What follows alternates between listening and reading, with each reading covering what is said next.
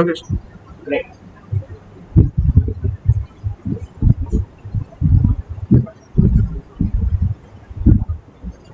So we're looking at Veer's resume.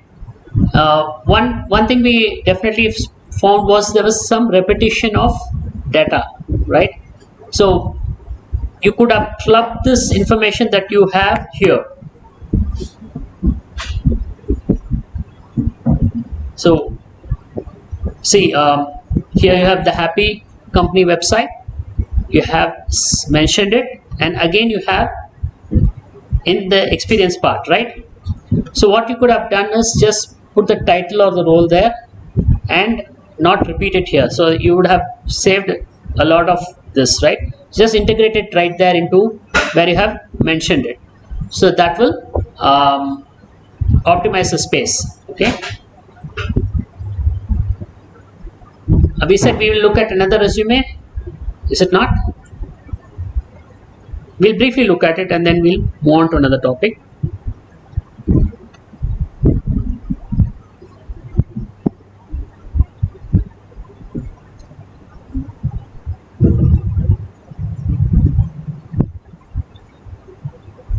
You would give me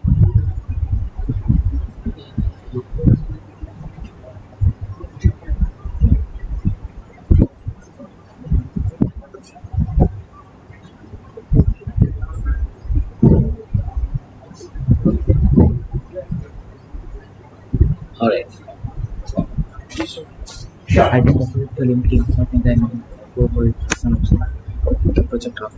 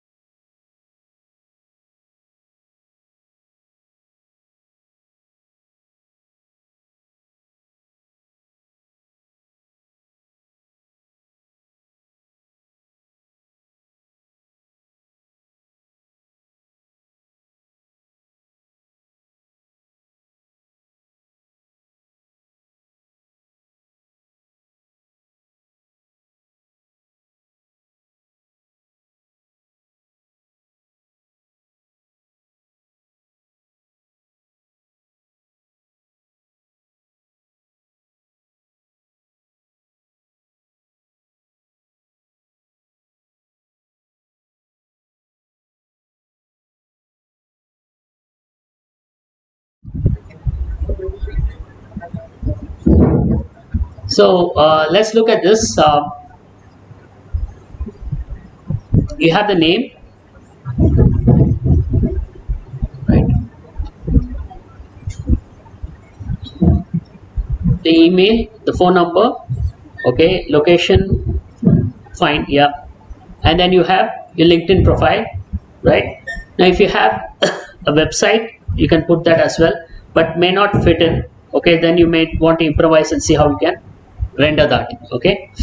Um, you put the education here, not a problem, right? Now why I said in the previous session that you put your academic record in one space in a chronological order is that many companies are actually interested. Some very conservative companies like Infosys and all, it's essential information they want to look at, right? And many others are there who want to know your consistency in performance academically for whatever reasons. Okay, so it gets consolidated and presented in one place. It makes it very easy for them to make a judgment. Okay, so if you have 10th 12th BE all in that with the year, and then you have the CGPA or a percentage, they have a easy quick call about whether you make the cut or not make the cut, right? And also when it comes to year backs, right? If there are anything like that, there's some gaps and all of that, that will get they'll be given away by the years. Actually, if you put the years, you will know if there's a gap between 10th and 12th, or 12th and engineering. There's some gaps, and always have a very if there is any that may be a little rare, be ready for that question to be answered in an interview, right? Don't think it up there, like right there you want to make up something and say it, right? So if you're prepared for it, you may have some gap possible. I don't know, are there any gaps anywhere? There are people. 12th. Okay, so have a what you were up to, what happened. If they ask, don't have to highlight it, right? They may, some of them may spot something like should be 2 year gap, 2 years, and then the next year, the same academic year should start the next year, right? Should be the same year. If there's 1 year gap, they will know it's a gap, right?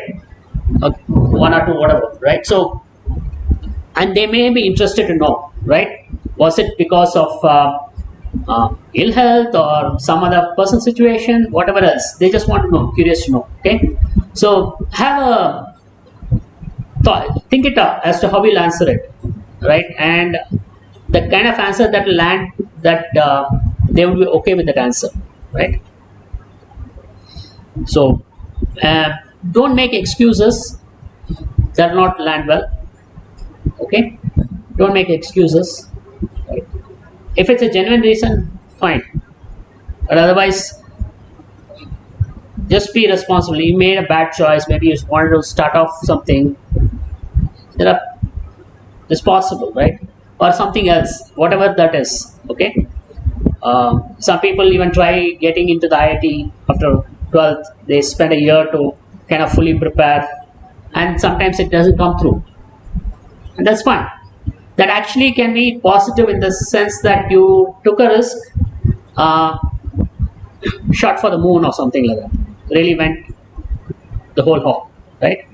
Didn't pan out, but at least you had enough conviction of courage, the courage of conviction to actually go and try that, right?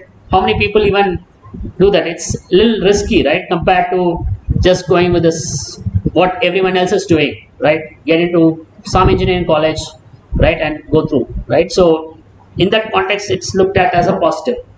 All right, so yeah, have an answer for that for sure, right? So that's the reason I said maybe have that information, because many companies are definitely looking for it.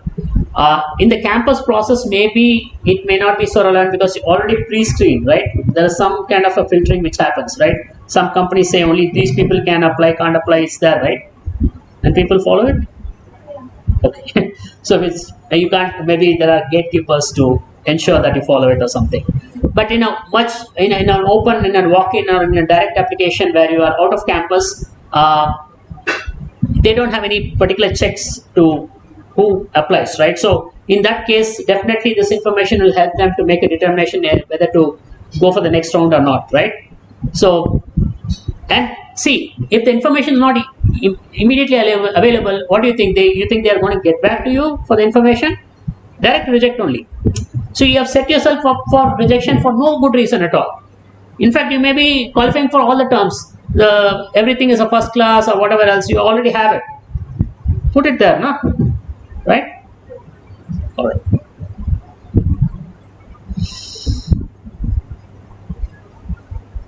Okay. So here you start off with you come as you've highlighted what you have done in college, right? As class representative and all of that, right?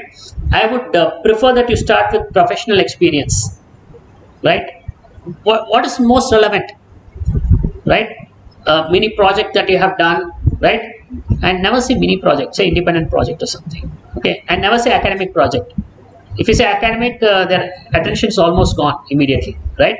Say it's as a freelance project or an independent project, you say that, right? And if it's an actual internship or something, you did it in a company or in a corporate setup or even in a startup, put it as professional experience, okay? Put it as professional experience. That's most eye-catching and grabs attention, okay?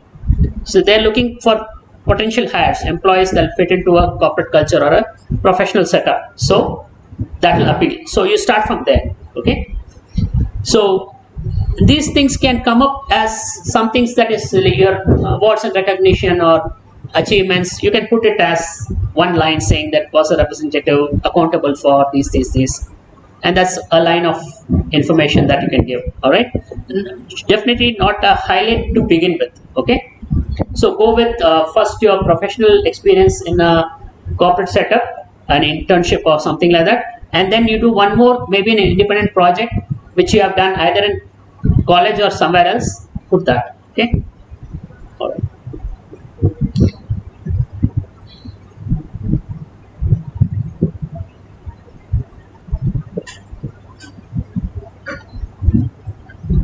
Okay. So you get the sense of the ordering, right? How the sequencing should be, and reverse chronology is the most appropriate. I'm making all the noise. How's it? Okay. Uh, Go for reverse chronology. Okay. Hello.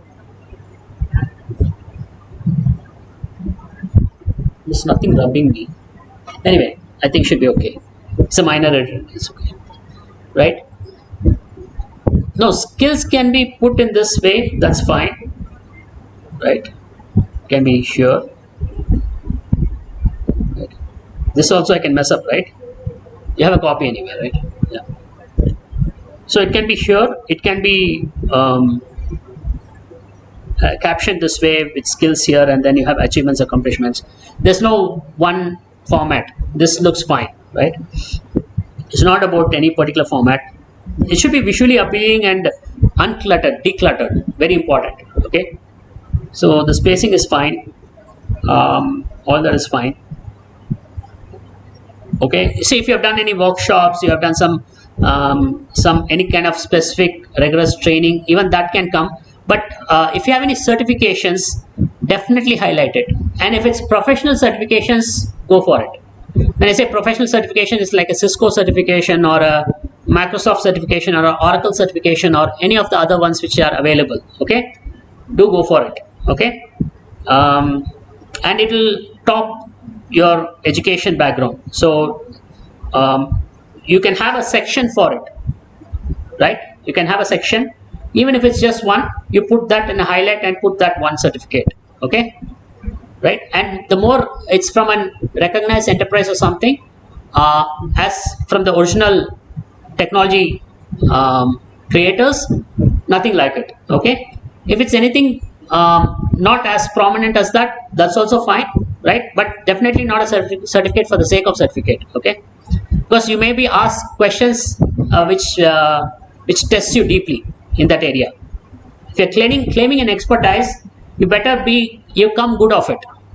All right, in that what you're claiming, because your resume is your starting point, right? You better be clear about what you're claiming to be true, right? You better come good of what you're saying. Okay, and this is fine. Projects, so you get the sequence, right?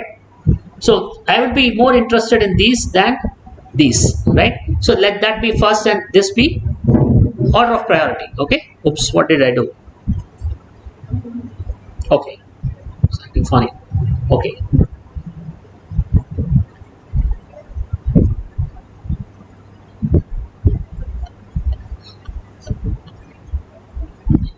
And so if the definitely if it's a summer internship or something, you give a timeline, a month or two, that's fine, right? So gives a little more credibility, right? They know when you did it, gives a little more reality to it, right? So give some timelines for that. I think Veer has done that, right? You put timelines. That's important. Gives more credibility. Otherwise, they don't know when you did it. They can't place it. Okay. Okay. They've done projects here, and you have kind of consolidated it here. That's good. That's fine. Yeah, and you have honors and awards. That's cool. That's fine. Okay, that ends it. Okay, so it's just the ordering and the sequence. All right, because and then you can definitely have that table or the tabular which is there, but not as a tabular. Maybe that may be visually a little not so aesthetic. Then you can kind of what do you call it, suppress it, or kind of experiment with it, how it can be aesthetically appealing. Okay, but definitely have that information, right? It is more critical for out of campus, but in campus also they may want to know. When you look at the resume, they want to know. You may have gone through the filtration process, but the specific course will be available right there. Okay, so do some companies are a little stuck on it, so provide that. Okay, so so that's my comment and feedback.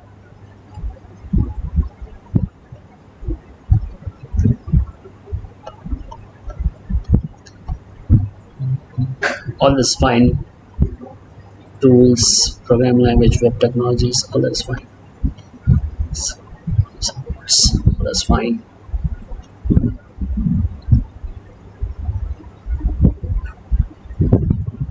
All right, this looks good, right?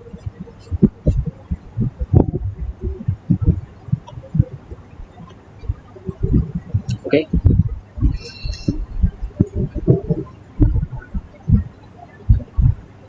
Any questions you have? Any clarifications? Anything?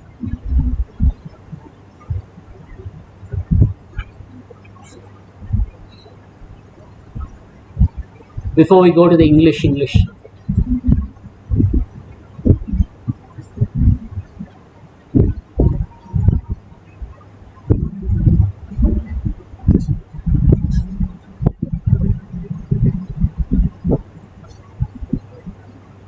Any questions? Any clarifications about the resume itself? Anything? Yeah.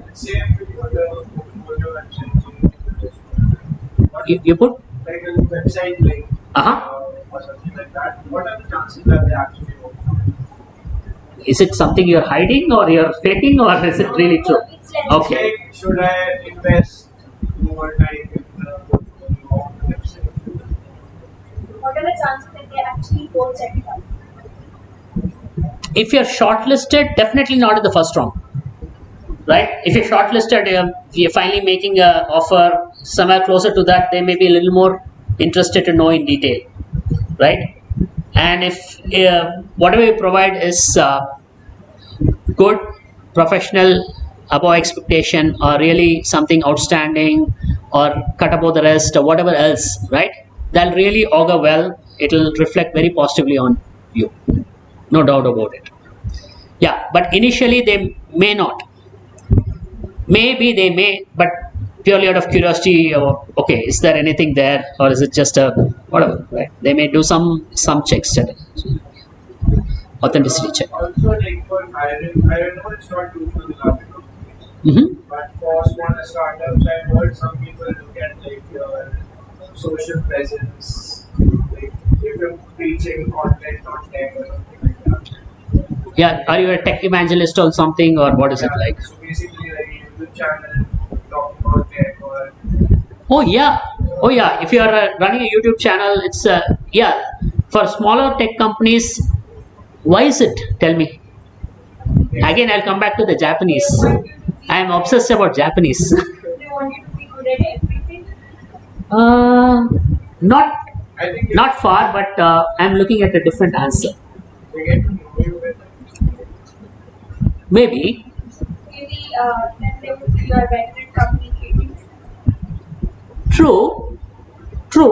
I'm saying all of these answers are right. I'm not saying they're not. I'm looking for a certain answer. They want to market them. They want to market. You market? Start. Huh? They want to market the company. Oh, that's a little. I mean, unless you're hitting some million hits and yes, a big operation, you will not need even put them there, right? right? Do you get that? Yeah, but that's a stretch, but a good shot, right? Unless you are at a certain level of, right, maybe you're a uh, Vitalik Buterin or someone, then, you know Vitalik Buterin? Heard the name? No? This is not even the first floor where I can jump off. You not heard the name? Really? Vitalik Buterin? No? Not heard the name? First time you hear it? Go hang yourself. He is the 19-year-old who conceptualized and brought Ethereum. And now don't ask me what Ethereum is. And for heaven's sake, not for any sake. You're the young millennials. You're post-millennials or whatever. Not heard about Ethereum? ETH? You may know it. No. I'm looking at Dipstick. How many people have heard Ethereum? Now don't ask. Don't just raise your hand. I will catch you. There's 3 people. 4. Wow. Wow. All of us what? You might have a talk. And it's a light-hearted thing. Don't take it very personal. That's a normal usage. Unless you live under a rock. Ethereum is a cryptocurrency based on the blockchain technology. And it's the hottest thing in the last 5-6 years and more in the last couple of years. And all of them are multi-billionaires, not millionaires, billionaires, right? Plus Bitcoin, I hope you have heard it. Okay. Bitcoin hit $1 trillion market cap. I don't know if it stay there, it will go 10 times or 100 times over or come back to a much lower number, and there's too much of a complexity involved, which is to do with the financial world, which I don't want to comment upon and get you into. It will go for the next few hours. I can speak about that, right? As to why that is so, right? Why Bitcoins are in such a craze, right?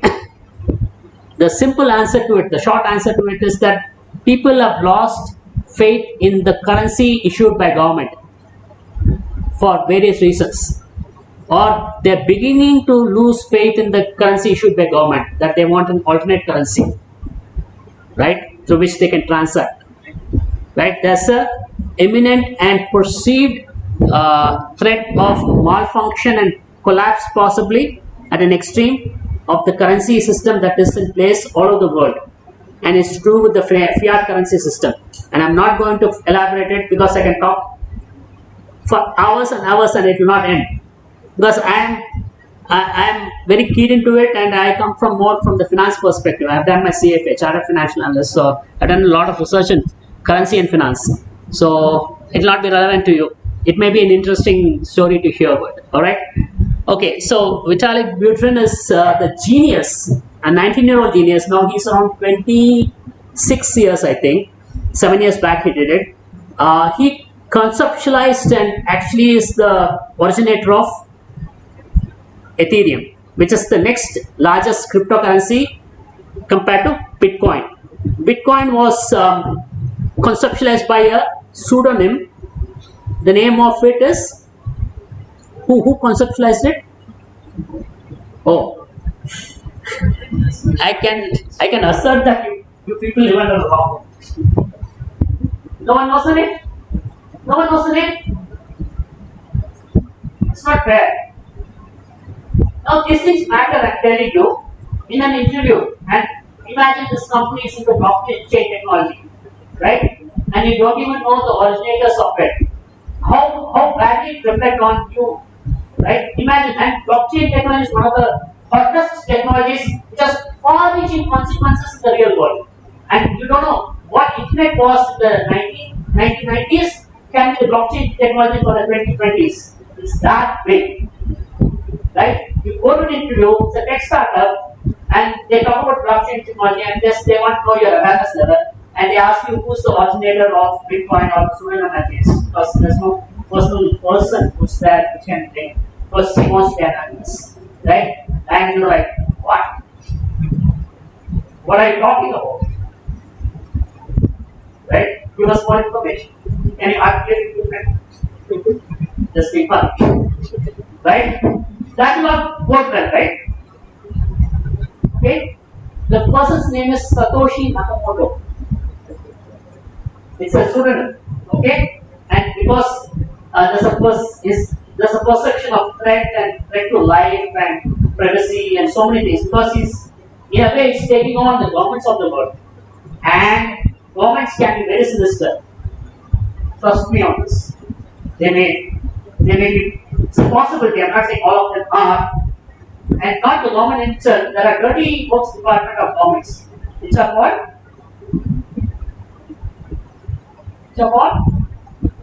Secret service agencies. For America, it's CIA. They do all the dirty job, right? Murder, all of that they do. Make up if you think there's some global intent behind it. They do a lot of other things. The Mossad for the Israelis. Every country has it. We have RAW. I hope you know that. Okay? RAW, you know? Which is? Why is it that you people have very low levels of informedness? You're not well informed. National agency, right? It's not every state has one. Who will remember 20 whatever states, right? Renaissance states. Like these states. Full states, I think. Sorry. Delhi is also counted in one. Yeah. Yeah. Research and analysis wing. Alright. So there's a perceived risk. At least he thought he may be pumped up, right? They pump up, and the government is best at it is this just general knowledge. The Chinese one. You speak anything, you'll get pumped up. Okay. Anyway, I can be politically incorrect here, and I'll be fine. I'm in India. I can say anything. All right. So coming back to when they asked Vitalik Butrinus, I don't know where I asked, why I asked it, but yeah, I quite don't recollect the context in which I asked. YouTube. All right. So yeah, if you are someone as extreme as a genius and all, you don't need any recruitment for sure, right? You can form your own company, and because that's the opportunity in this world. You can get crowdfunding, you can do multiple ways, VC funding, private equity. You have a whole ecosystem which will support brilliance and meritocracy. You just need to be a little more resourceful, right? That said, why do startup companies have a huge emphasis or give a lot of importance and credence to, if you even start a YouTube channel which has maybe 500 followers or 1000 followers, and that's good. It's a good beginning, right? Why is that? What does it demonstrate about you? Is where original question I came up with, and I drifted to a lot of other details. And why is it that startups specifically value it a lot? Is because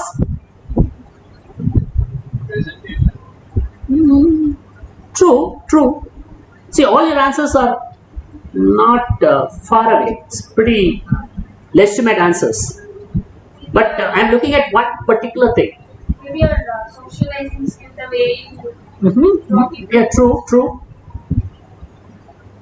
Okay, I'll give it. It's initiative. A startup always wants you to behave like an entrepreneur. An entrepreneur always has initiative.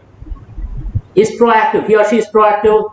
Takes that. For you to start a YouTube channel and sustain it over a period of time demonstrates a lot of things, which is entrepreneurial in nature. And that's why there's a huge importance of value given by startups for when you start something and have some social presence, be it a Facebook page or a YouTube channel or Instagram page or whatever else, right? And if it's tech oriented, nothing like it, right? If you are a tutor in Udemy, or if you are a freelancer somewhere, these things are valued very highly, right? So it demonstrates initiative, which is highly valued in a startup because they want employees to have initiative, right? Because it's less organized. A smaller company is less organized and would require you to wear many hats. You have to don many hats and be able to be resourceful and go get the job done, right? So that's why these companies give a huge importance to all these initiatives that you may have undertaken. Okay, a larger company may not look at it with that much importance. They appreciate that as well. I don't say they don't, but it's not the same way as when you go to a startup, right? All right, good. That was a long answer for a short question. Okay. All right, so that's pretty much what I want to comment upon this resume. The layout is nice, it's fine. It's not cluttered, spacing is good, everything is good. Just the ordering can be changed, and you can look at also if you can improve or improvise, right? The wordings and other things.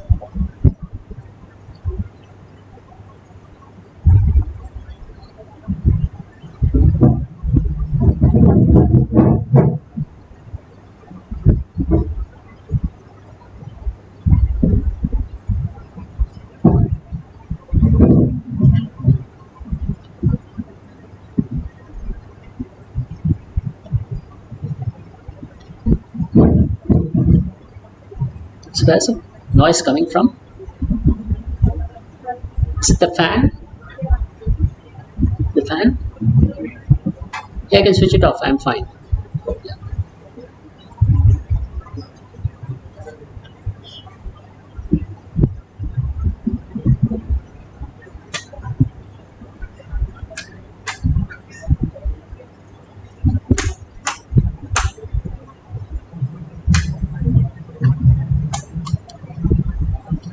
So again, here in the projects, as I said before, highlight what you have contributed. What's your role in the whole piece? Did you do the end-to-end? You did some part. What is the definitely what's the technology platform that you have put? I think is here. But yeah, those details about your role and what you accomplished. Okay. Yeah, that's about that. All right.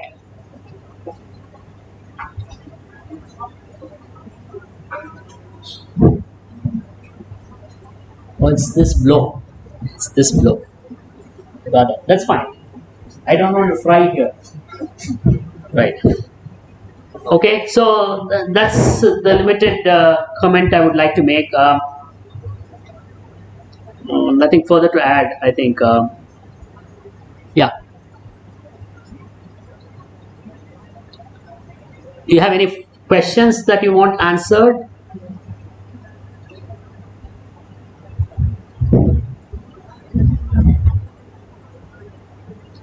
Yeah, a general piece of advice is if you are into technology, or at least you have a passion for it, may not be fully expressed and you may not have much to show, but you're really looking at that. Blockchain technology is a huge emerging area. Do you have machine learning and other things, artificial intelligence and natural language processing and all of that? I'm not denying it, but this is also an absolute new field which is coming up. Right, and this has more disruption capacity, and also it's much more, I would say, federated, or I would say democratized. It has a lot many players compared to artificial intelligence, which is the domain of larger, bigger players. Okay, even this has smaller ones, but there's a flurry of activity which is happening in the area of blockchain technology. There's a whole set of startups which are there in different levels of funding and size, especially in the US. India, I'm not so sure if how many are there and what is the presence. It will come. See, whatever happens in the technology capitals like Silicon Valley has a slight time lag. It shows up in Bangalore and Gurgaon and all that places. Mumbai also, Pune, Mumbai. Right? So it's a matter of time and show up. So this is the time actually, especially. Blockchain technology has multiple applications and uses. it has a variety of areas where it can be applied. Not just cryptocurrency is only one of it, and has certain right now the way it's been there has certain bottlenecks to it.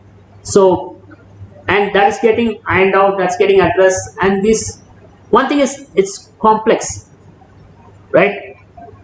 It's complex, and that's why it's valuable, right? So, like public immutable ledgers and all of that, distributed ledgers, all of that, which forms a part of blockchain technology, is something, it's an emerging area. All right. Okay. Any questions? Anything? We'll wind this up and go for the next one.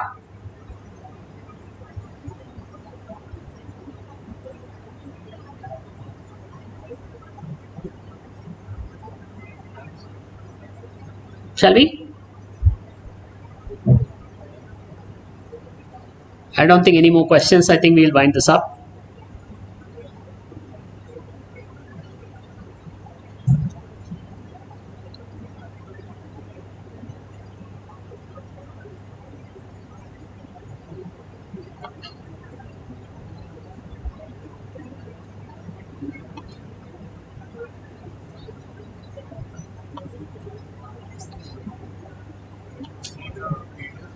Yeah.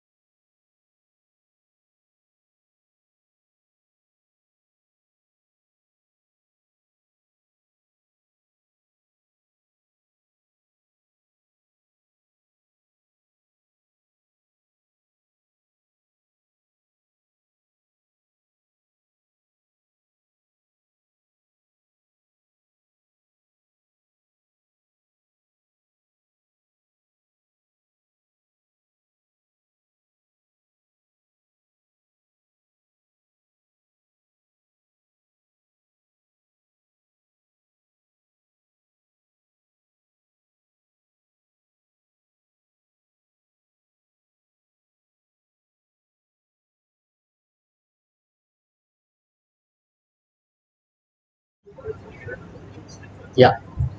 Thanks.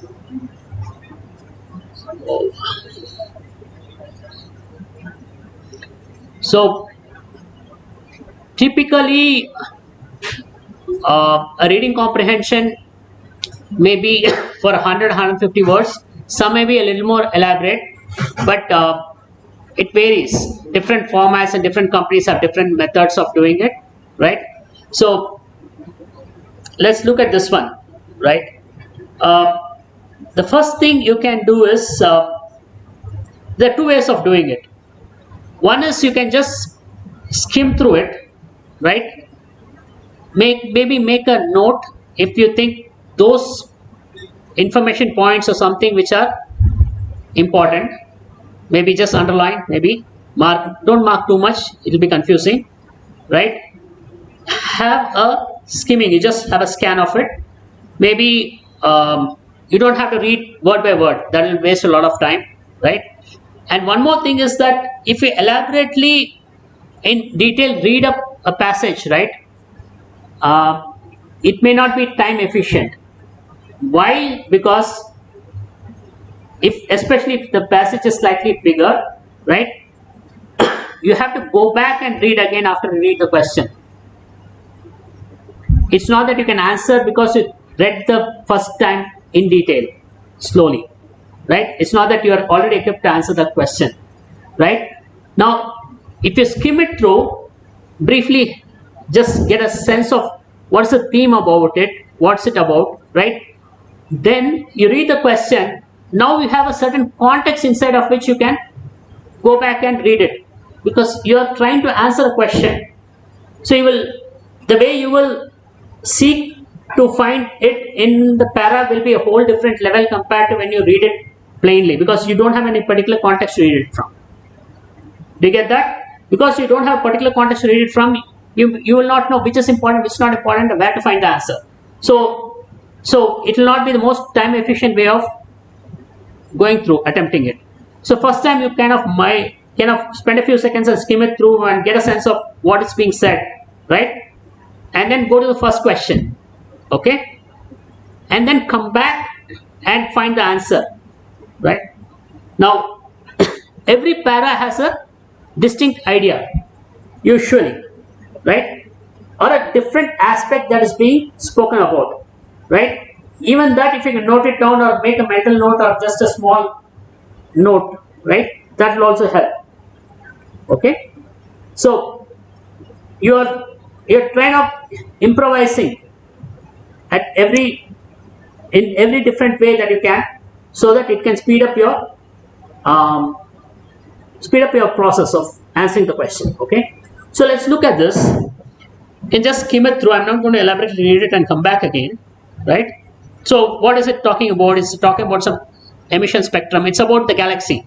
It's about the cosmos, basically, right? You're talking about some galaxies and some burn rates and brightness and everything. So you get a sense of, oh, okay, this topic is about stars and all of that, and there's a mention of the sun and all that, right? Sun being a star, right? So you get that sense, and some, right? This is a slightly larger paragraph for you to look at, and some things are said in an acronym, right? Gala and all that. So then you come to the question. Oops, sorry, I messed it. Okay. All right. Once you know the answer, you don't have much of an incentive to read the question. Okay. Measuring a star's emission spectrum to determine its composition is no longer as cumbersome. Choose the option similar in meaning to the underlined word. So here cumbersome is the underlined word, it's missing that, okay? So here it's a test of English, you don't even have to read the damn passage, okay? So cumbersome is complicated, it's a test of English actually, okay? Cumbersome is complicated. Let's go back and see if there are questions based on the, so it just has an explanation. Cumbersome means complicated, inefficient. Also, it has been used in a negative sense, right? All the other options have a positive meaning, making it easy to decide on the answer. These are again elimination points, right? Even if cumbersome is not such a rare word or a word which is very rarely used. It's pretty common use. There may be words that you are not very familiar with, or we are hardly familiar with, and you are not sure about the meaning. The best way to improve your chances of getting it right is by elimination. The elimination can be, first the recognition, is it positive or negative, right? The question is asked in a positive context or negative context, right? Or some category that you can easily make of the answers, okay? And then once you have that understanding and you're sure of the understanding, you can automatically eliminate, right? And imagine an answer set which has 4 options, say. This has 4 options.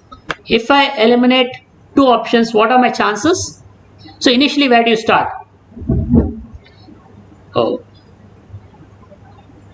Initially, where do you start? You start at a blind guesses. Anyway, I'm just doing the math of it. It's 0.25 or 25%, right? Even if you eliminate one of them, you absolutely know it's not easy, and you come to within, it's 1 in 3. That is 33% or 0.33 or 33%. This is not a great jump actually. It's 8%, right? Here's the tipping point, right? You have heard Malcolm Gladwell. Malcolm Gladwell, management guru and thought leader. Malcolm Gladwell, tipping point? No? Okay, it's in management. I don't expect engineering students to know, but so this one. So you go to the next one, right? Here's the tipping point, right? Really turns over, right? If you eliminate 2 answers, right? Here the answer choices are not difficult at all. right? Anyway, if you are able to eliminate these two and come to this, what are your chances now?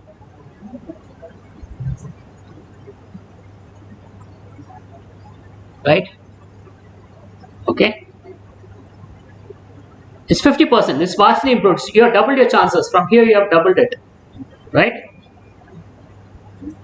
If you can eliminate 3, you don't even have to know the answer. If you eliminate 3, it's 100%. Okay? So without knowing the answer, but if you can absolutely surely eliminate 3 answers, it should be the 4th option. Okay? So that is 1 by 1, which is 100%. All right. Okay. So let's go to the next one. According to the passage, why is it important to locate the origin and movement of solar siblings? Okay. Now you may want to refer back to the passage, because don't go by your understanding. The passage has a certain information and communication that it's giving. So you go to that and look at it. Okay, so I'm going to go back to see origin and movement of solar siblings.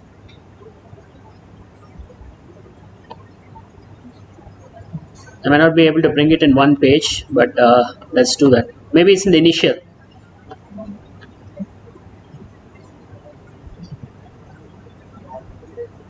Now again, you don't have to read word by word, right?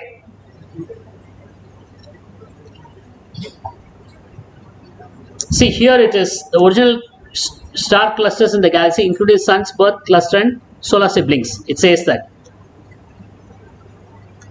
Aims to detect this. Okay.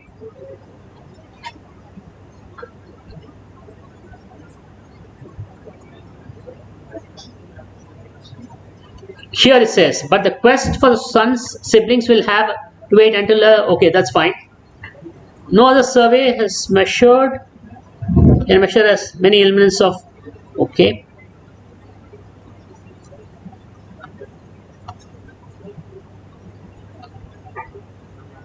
Here it's stars are formed not in isolation but in clusters, and these clusters don't remain spatial or compositionally intact over the period of time as all. Alright.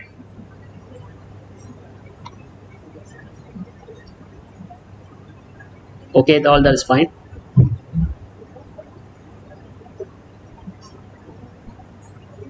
Okay, here it is.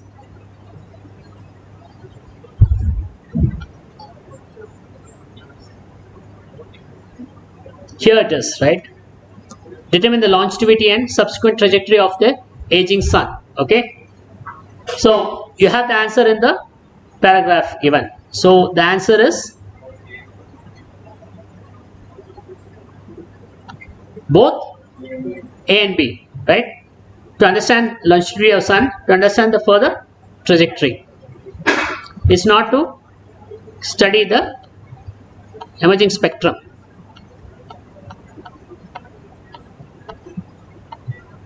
Alright, so I can write it here. What happened? Okay. Now usually the questions may be arranged usually, right? It may be in order actually, right? That you don't have to, in this case it was not, that's why I had to read through, but it's a good convention to use, that the first question may refer to the first 2 paragraphs at most, right? The second question, second and third maybe, and so on, right? So the first few questions you will find it the initial parts, and the last few questions will be in the later parts. It's a convention, it's not a rule, right? This is how it will be usually structured. Okay, now following this convention, you are a better chance to, you have your odds for is better actually, right? Now you may have a googly here and there, you may have to read right through to the end. Also, if you're going to randomly read or read from the back, you will not have the flow of the idea. because one is leading to the other. It's not like disjoint pieces of information or explanation given. It's a certain narration which happens that has one leading to the other, right? So it's always a top to bottom read conventionally, okay?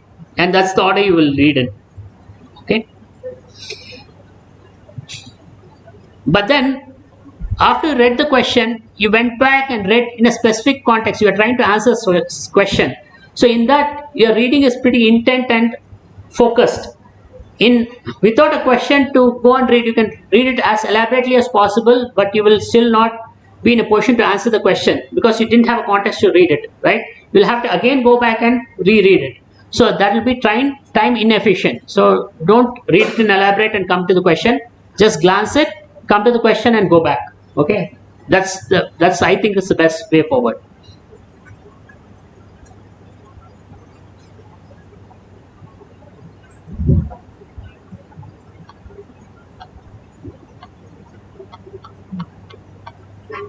Okay, which of the following would the author most agree with? Sun siblings have a composition different from that of Sun. Northern Hemisphere telescope has already joined the search. Stars which are formed in isolation remain spatially intact. You want to go back?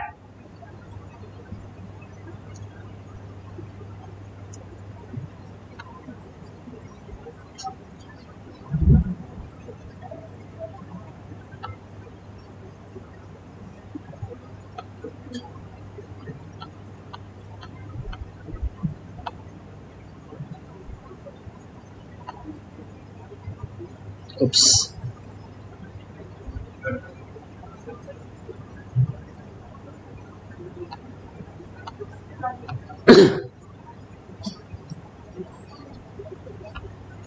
Also, I knew the spatial intactness was in the third or fourth para. I know I have kind of made a mental note where I saw that.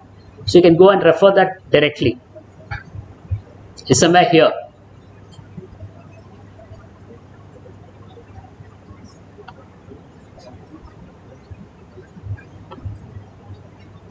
Sorry.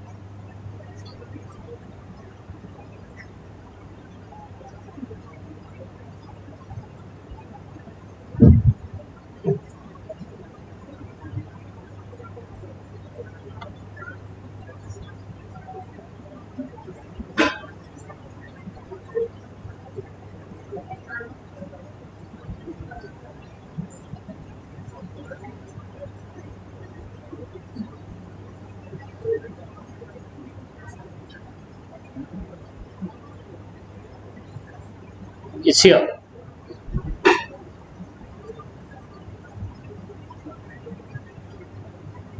Right.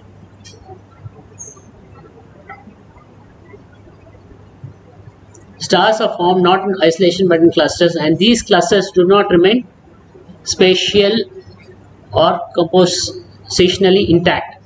Right.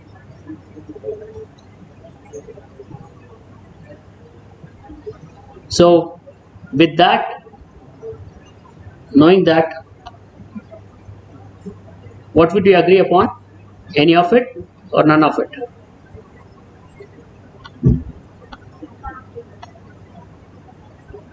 Sorry, I exposed the answer, but it's D.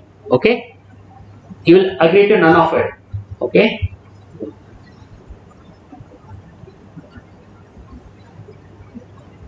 Versus disagrees with what is said in the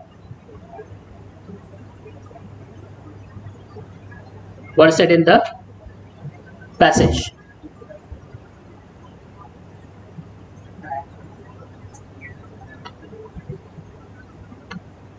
Okay, this is again an English thing. Okay, that's a little funny in the sense that what I've seen of reading comprehension is you don't test English there, right? You will have a different section where it's getting tested, right? Mostly it's about the passage and your comprehension of the passage, right? Not so much of your language skills, okay? So how much you absorb information, how much you can synthesize information, and how you can make an inference out of it, okay? So that's where the focus is, right? not about knowing the synonym or antonym or whatever else. Okay. So anyway, it's asked here. Choose the antonym of the word turbulent. Calm, right? So it's pretty easy, and easy is not the answer.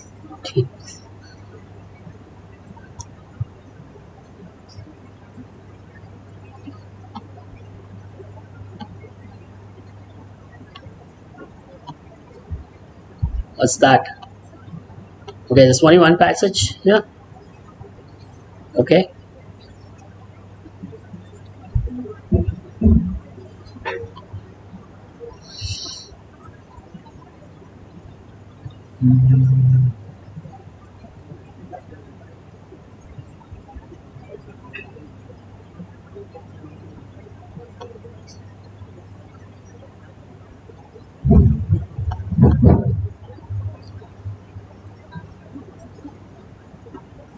Oh, this is synonyms and antonyms and all of that.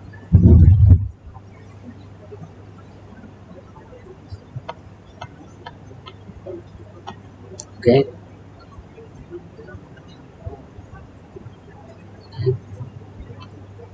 I'll come back to this.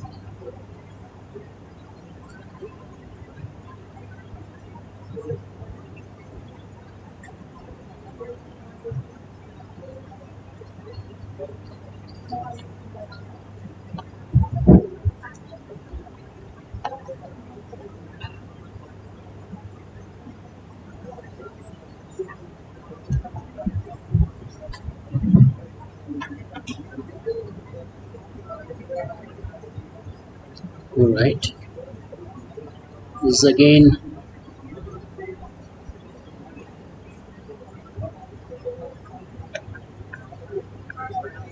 This again has. Sorry.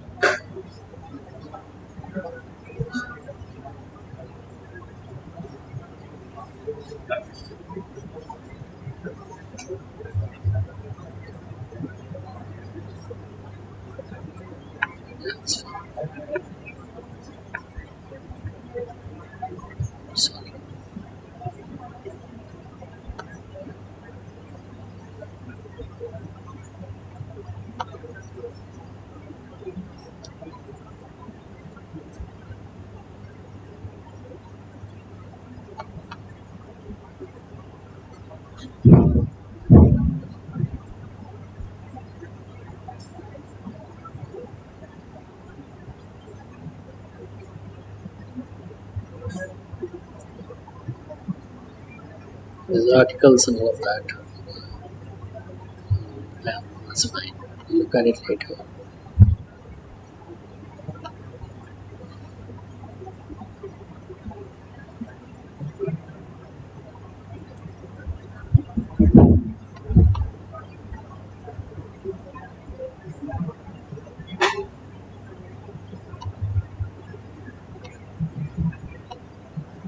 Okay. Oh, it's the same repeated here. Wow. Okay.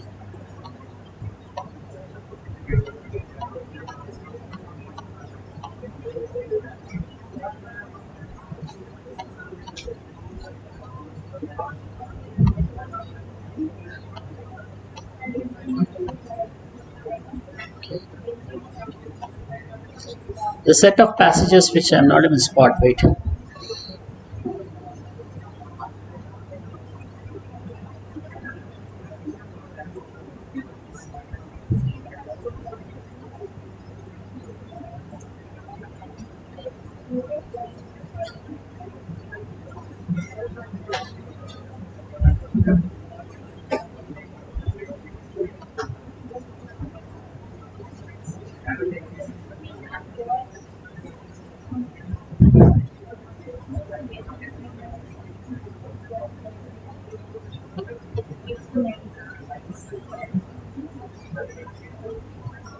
These answer sets. Okay. That's okay.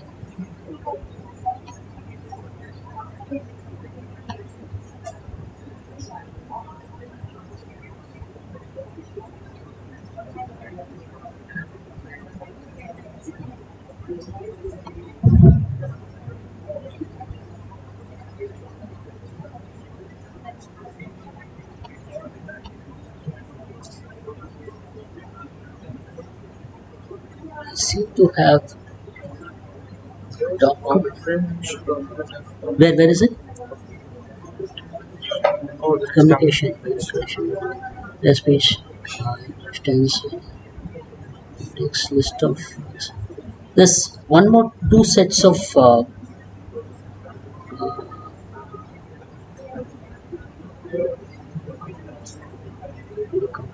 one of the.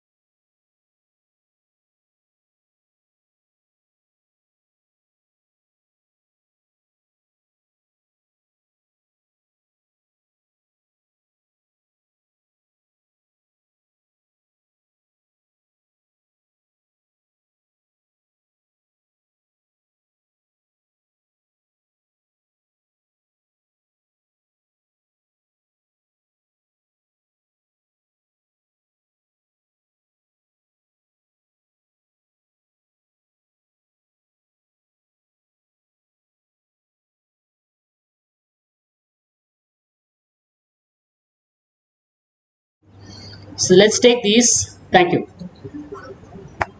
IndiaBix is one of good resource sites actually for almost all your apti needs, both quantitative and verbal, right? Even logical. Uh, how many know that such a site exists here? Two, four. That's it. All right. There are many. This is one of the sites which has a good resource. It's a good resource point. You have a lot of content available, which is good, curated, credible. Okay.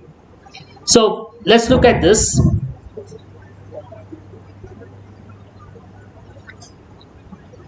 So there's a small passage, right? It's rather small actually, but it will answer some question.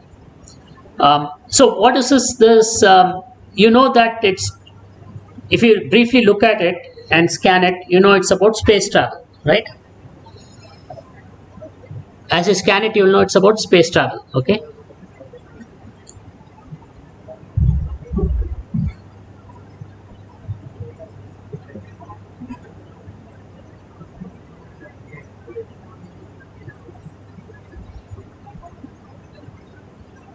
Okay.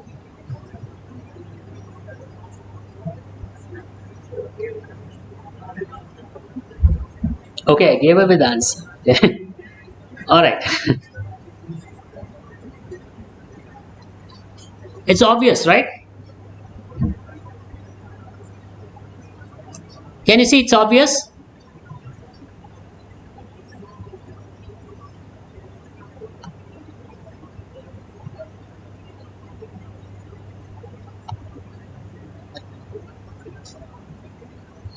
You don't need any description, but you can see that it is about space travel. Okay. What about the next one?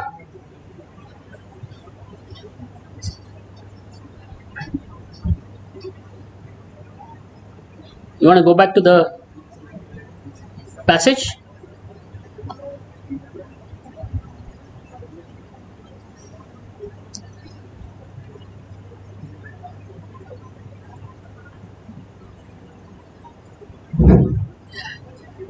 Shall we go back?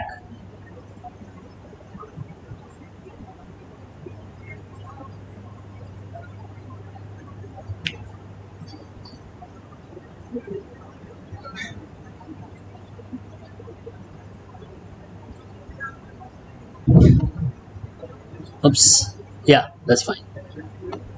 Yeah.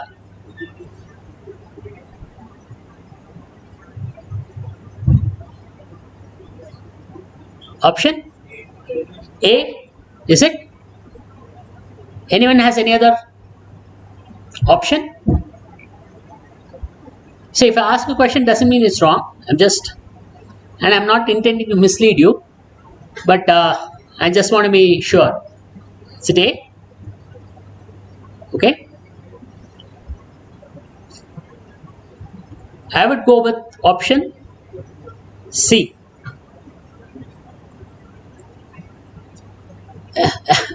A catastrophe was imminent, right? If you go back and read it, you will get it.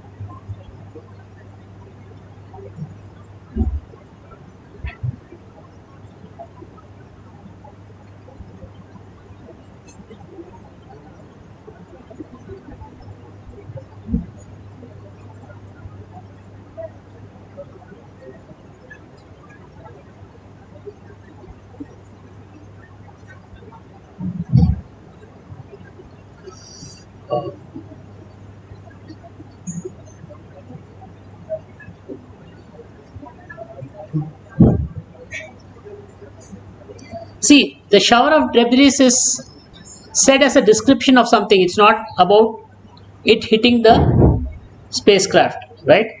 So the alarm went off because there's an imminent danger perceived by the system.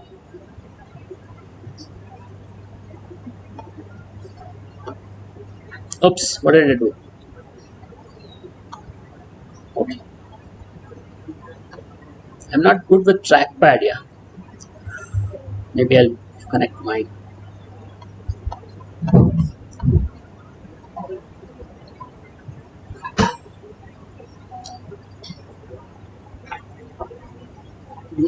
Yeah, that'd be great.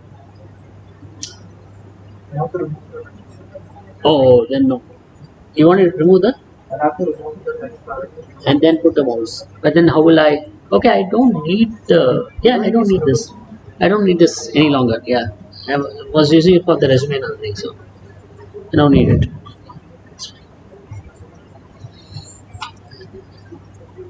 I can more seamlessly navigate. Otherwise, it looks like a little bit of a effort. It's very uh, labored.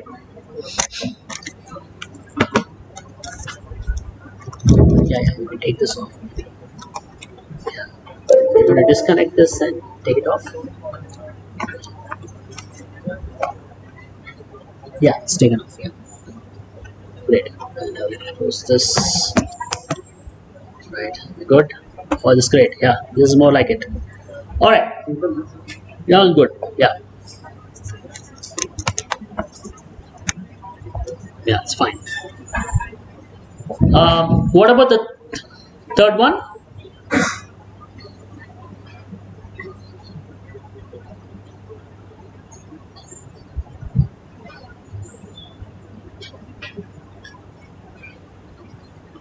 Answer?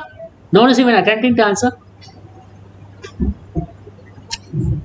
Option C. Okay. How many are bidding for C? Any other option?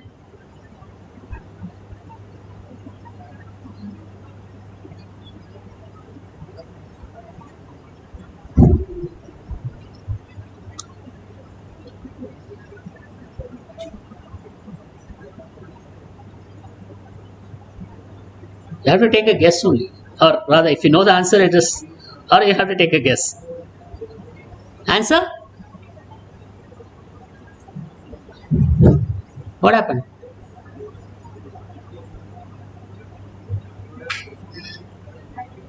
Actually, there's no air. Where is the pollution coming from?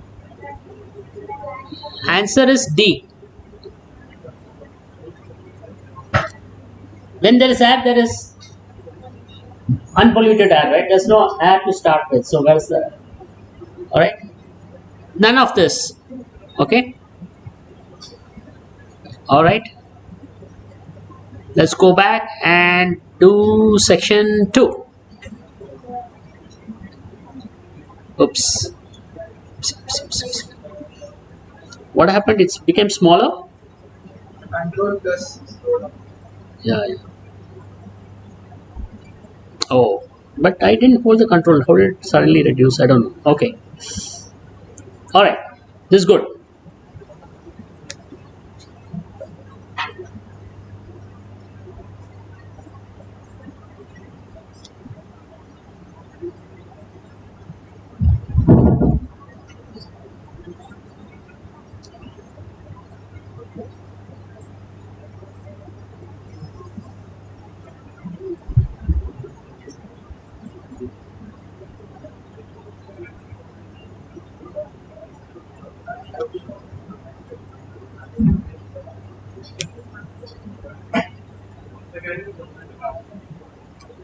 Huh? Make it zoom in a little. It's good. Yeah.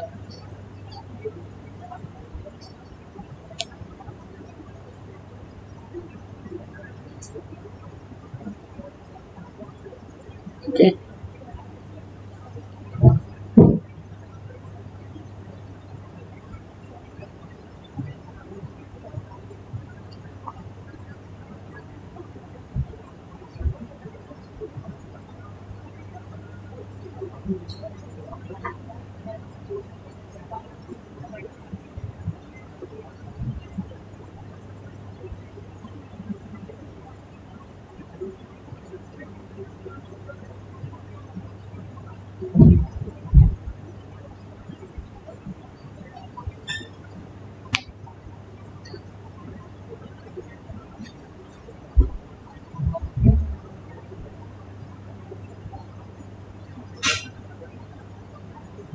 Anyone has a guess?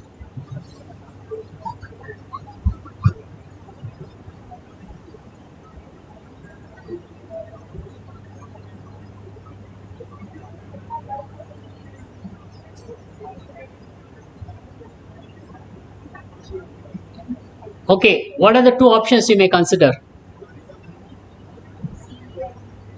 D and D and only D. Okay.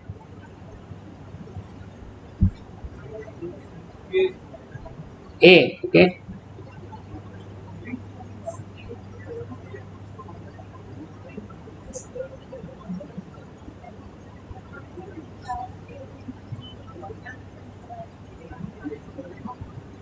I need to be very busy.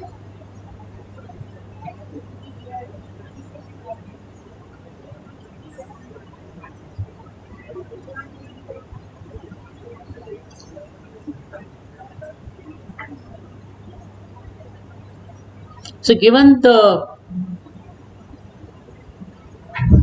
description of it, I watched him beating his bunch of grass against his knees, the preoccupied grandmotherly air that elephants have. Saying something, right? I would go for B.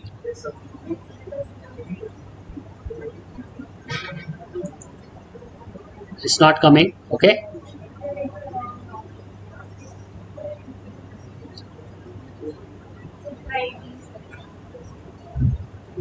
D. Okay. Now I'm not sure if it is anyway conveyed in the paragraph, right? What is being intended by the author is conveyed in any way. Because I may look at grandmothers in a certain way, and someone else may look at it differently, right? There should be something in the paragraph that should be conveying in some way that behavior, okay? Right? Anyway, let's go for the next one.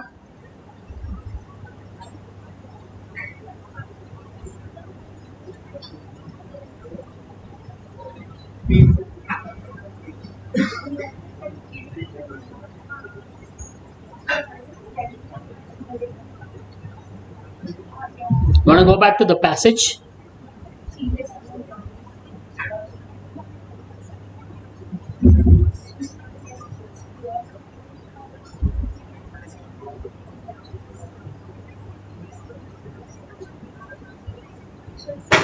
The previous question, there's nothing that suggests that elephants are kind, affectionate, and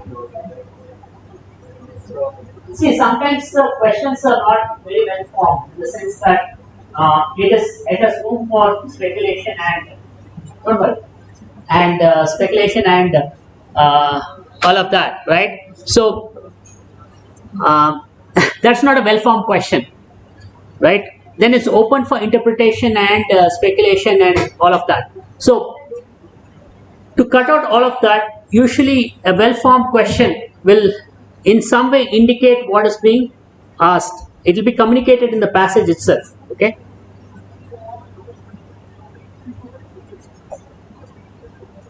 So the second question is,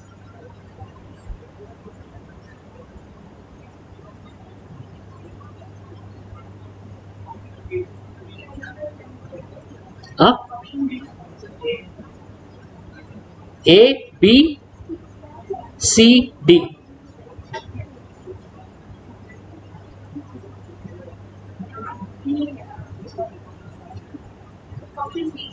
B. B. B as in Bangalore.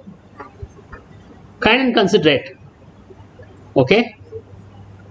A. And C. Okay. Possessed with fear, but is there anywhere it's conveyed that he was possessed with fear anywhere?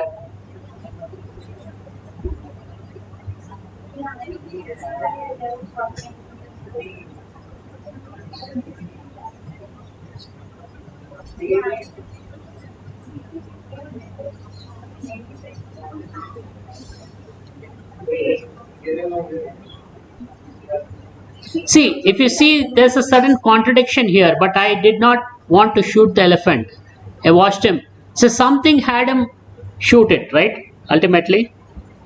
When we go on reading, it also says, I had never shot an elephant. And in the last second, it says, I turned to some experienced looking person. So maybe it also suggested that I turned to some experienced looking woman. So yeah. So it also suggests that it's an experience. Yeah. I would go with that actually.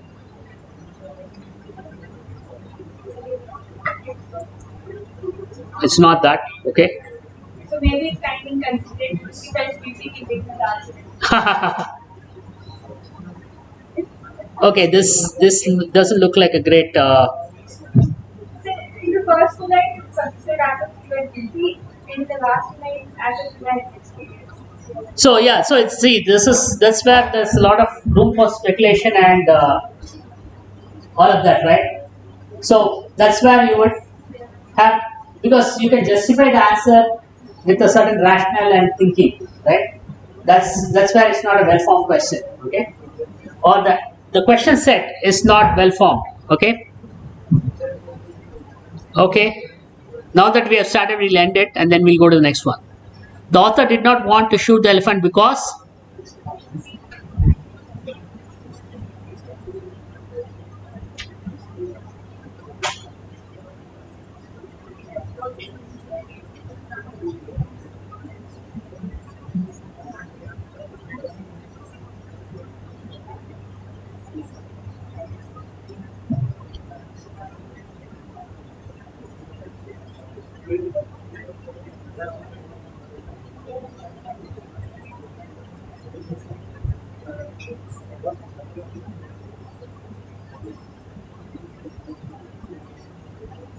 this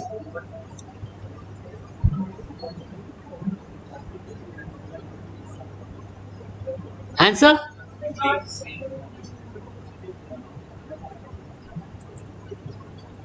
all right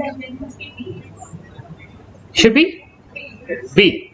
Did not have experience of shooting large animals. Didn't want to shoot the elephant because he didn't have the experience to shoot large animals. He said it looks bad when you kill animals of large size. That's what it says, right? Definitely not because he was afraid of it. Not want to shoot the animal because he was. This is contradicting. So this.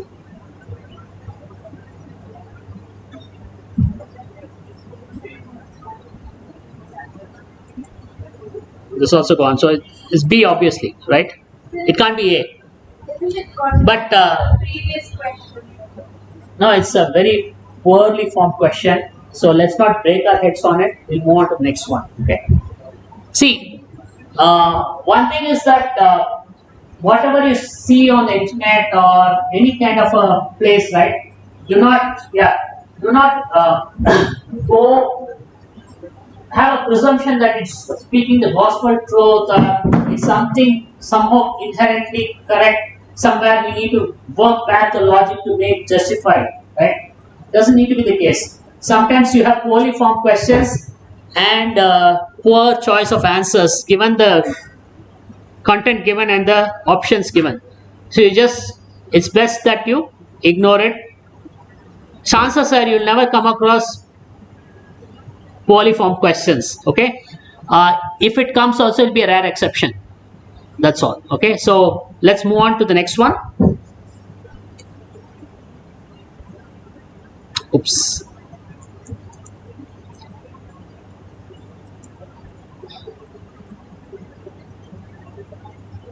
Okay.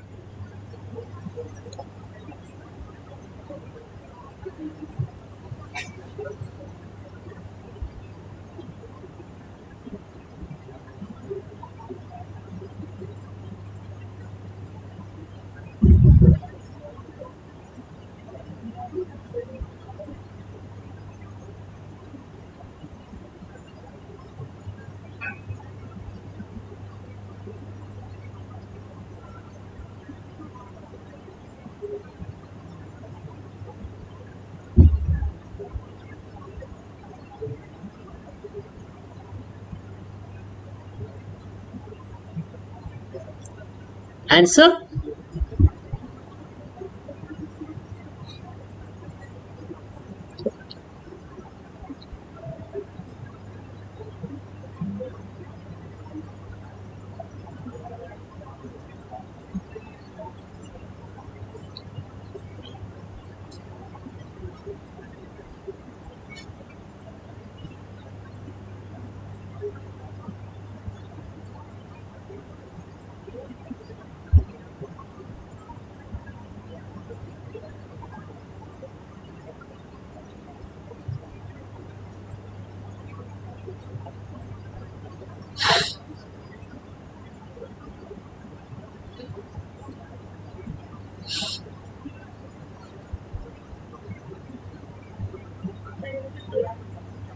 Answer.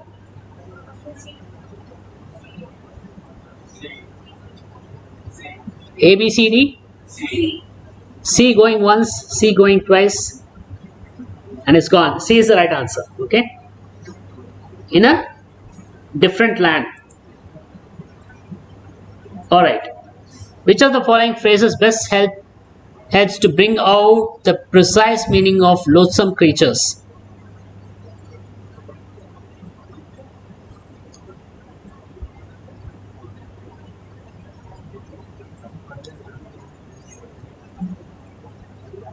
So you have to go back to the paragraph maybe. Slimy. It's not security bug and slimy tentacles. Slimy tentacles for sure. So you can eliminate there only, right there, right?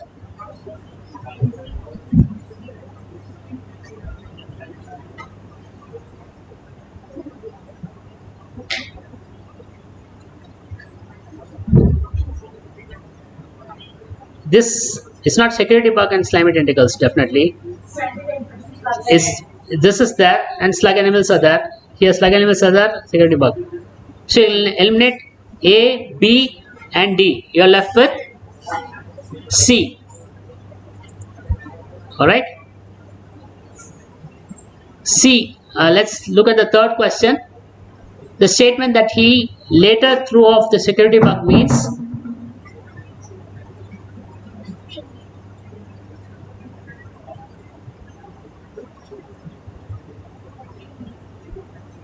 okay. Others.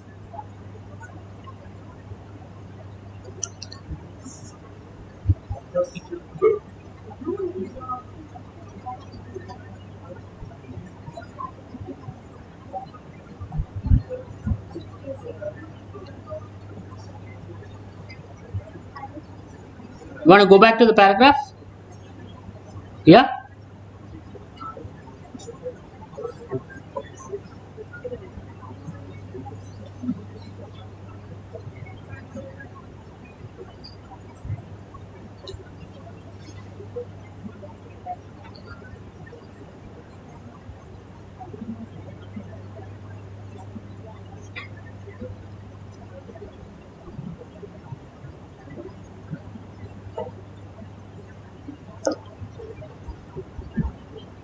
Option A. A. Anyone has any other answer? Why are others not able to make up their mind?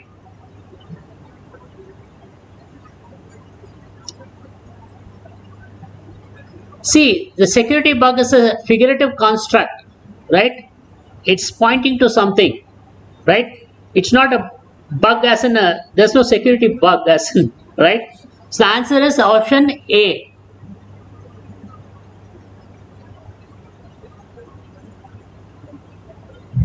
Harold succeeded in overcoming the need for security. Alright? Fair enough? You want to read that again? The question? That's fine. Let's look at the fourth one. Harold's dream was fearful because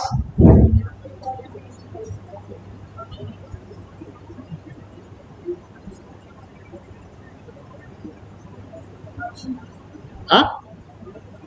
D. Huh? A.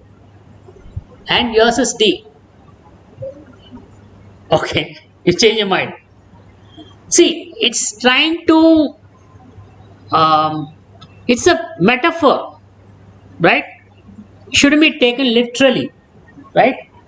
The, through the metaphor of a dream, he is fighting the ghosts of his life, right? So it's the dream was dreadful because it brought him face to face with his reality of his life, which is like not taking any risk and stuck in a place, right? So it brought him face to face with reality.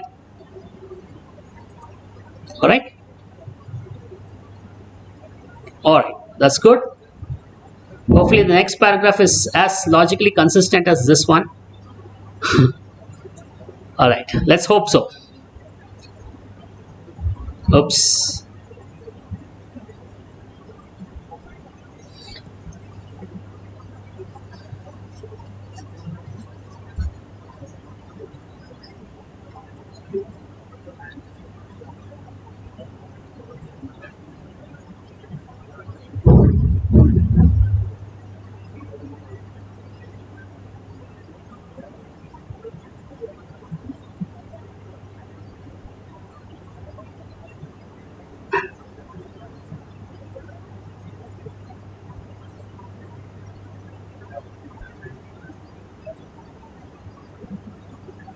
Okay.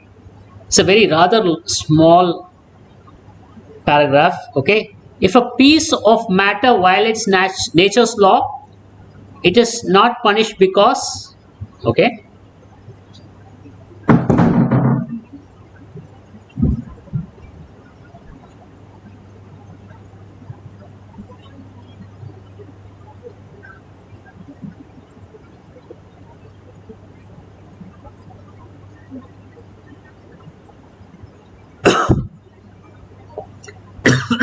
Excuse me.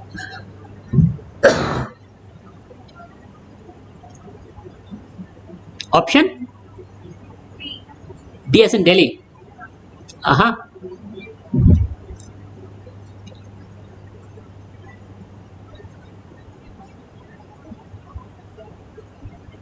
Anyone has any other answer?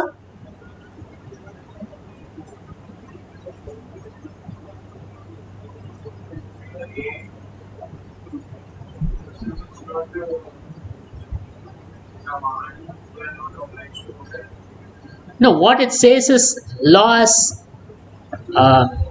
uniformity is in nature means what law when it's said it's actually a reflection of reality captured in words or in right. So when that's the case, when if a piece of matter violates nature's law, it's not punished because it simply means that the facts have not been correctly stated by law.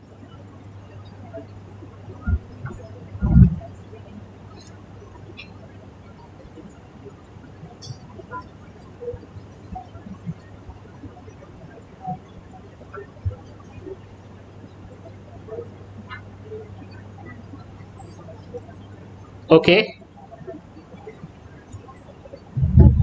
so I have only one option, B. It also implies that there's no proponent of this law. It's not given by something. It's actually a capture of the facts or uniformities of nature itself, right? So it's not like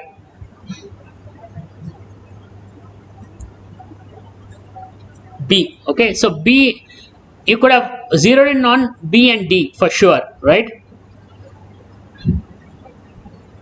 But in what is said, even D is implied. D, in what the option D says, is implied that it's not necessarily capturing that, and that's why it's not punished, means then the law itself is not capturing the uniformities of nature. Uniformities in nature, okay? Anyway, so we'll not debate it, we'll go forward. Laws of nature differ from man-made laws because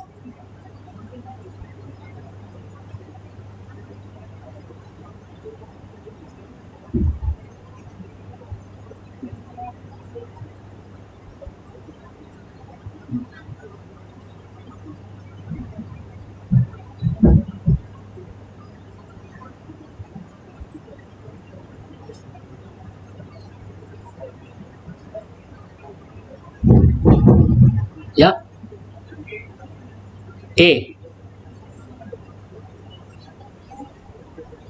C, they are natural.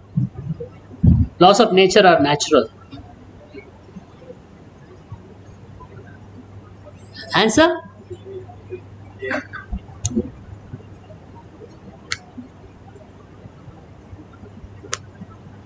We'll look at it one more time, just in case.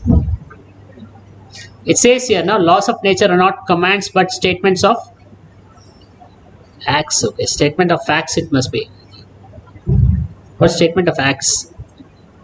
What statement of acts section? Okay.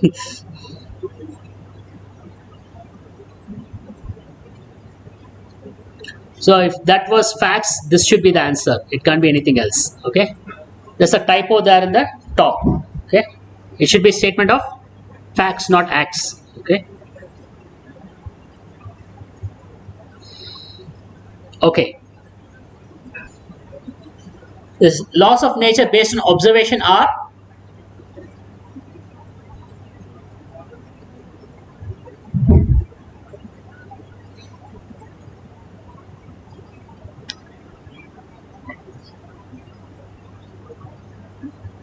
okay.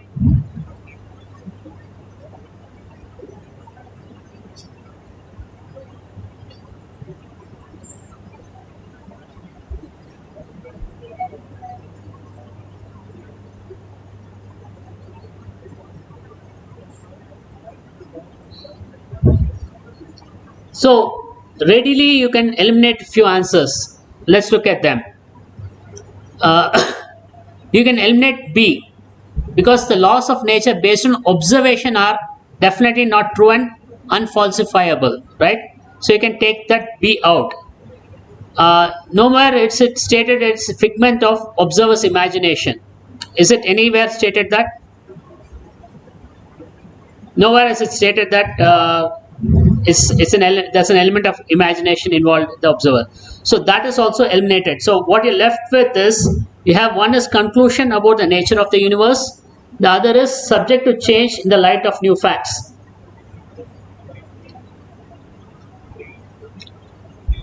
Option D looks the most appropriate, right?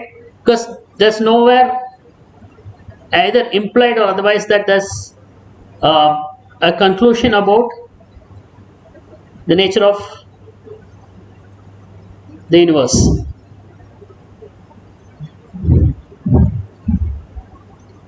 A lawgiver. Okay.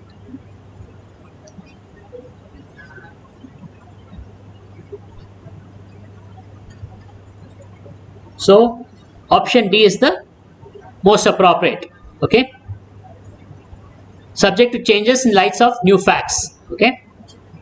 Let's go for the last one. The author is not happy with the word law because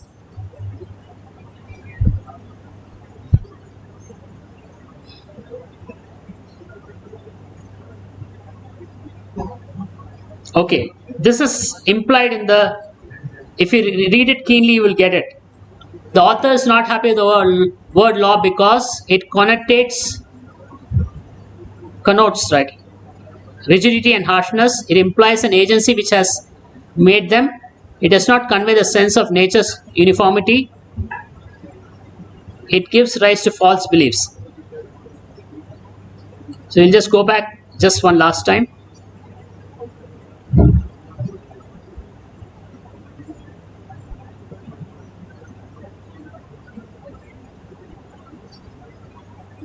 Had a look. Okay, so come back. What is the answer? Huh? D.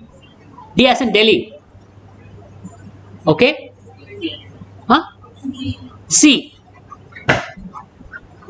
It does not convey the sense of nature's uniformity. Okay.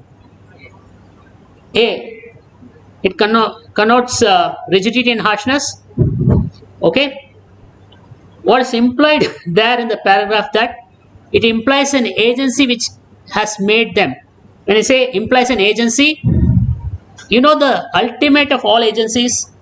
What is agency? Agency is like a cause or a causality or someone which makes things possible.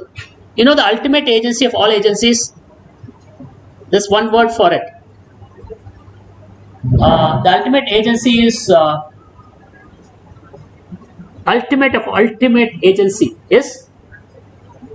It's a little philosophical. Let's see if you can come up with that word. Someone said something. Huh? God. God is the ultimate of all agencies. If you can't understand something, God did it. Right? You have a wonder about it, God did it. It's a simple small label you put, G-O-D, and it's done. It's settled. It's finished. Right?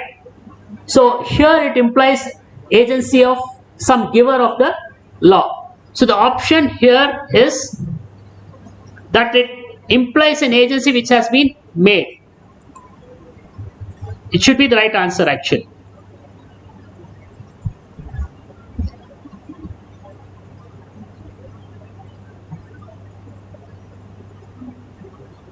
It's implied there actually, right here in this place. So elementary fallacy that laws implies of a lawgiver, which is about agency actually.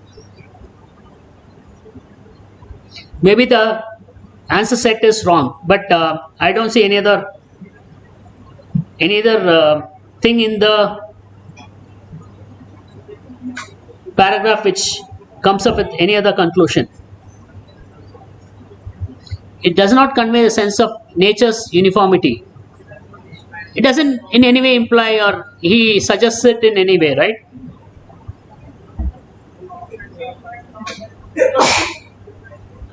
See, it would be better to speak of uniformities of nature. Law, the word law in the context is rather unfortunate. Okay.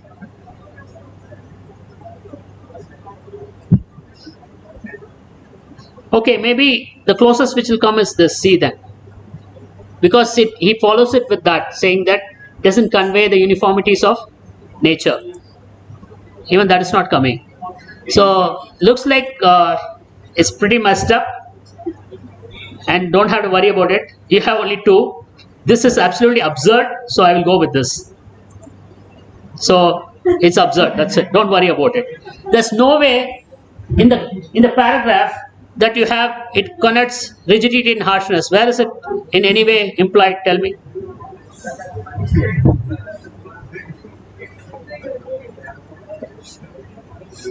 Where does it anyway, even leave alone overtly, even covertly, as an implication or what's impounded in it, where does it say it's about rigidity and harshness?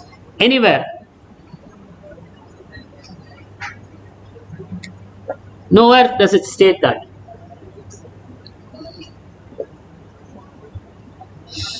So he's coming up with some very creative answers. We'll just leave it there. Okay. What would be the best option is that it actually implies agency of a giver of law, and he's against that, and it's stated there. Like a lawgiver hasn't, it doesn't say God, but that's what is implied in that paragraph. Okay. Quite obviously, this is a wrong answer, right? Now, don't reverse engineer your logic to somehow fit in this. Okay, reject it. Okay, all right. Let's go for the next one.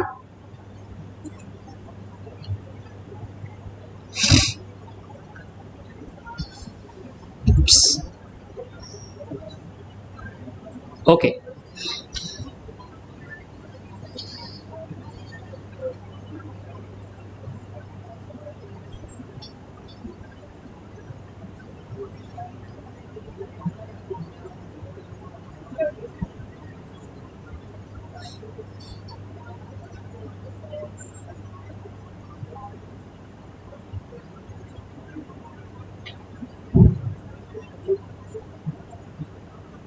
Okay, it's a rather small paragraph.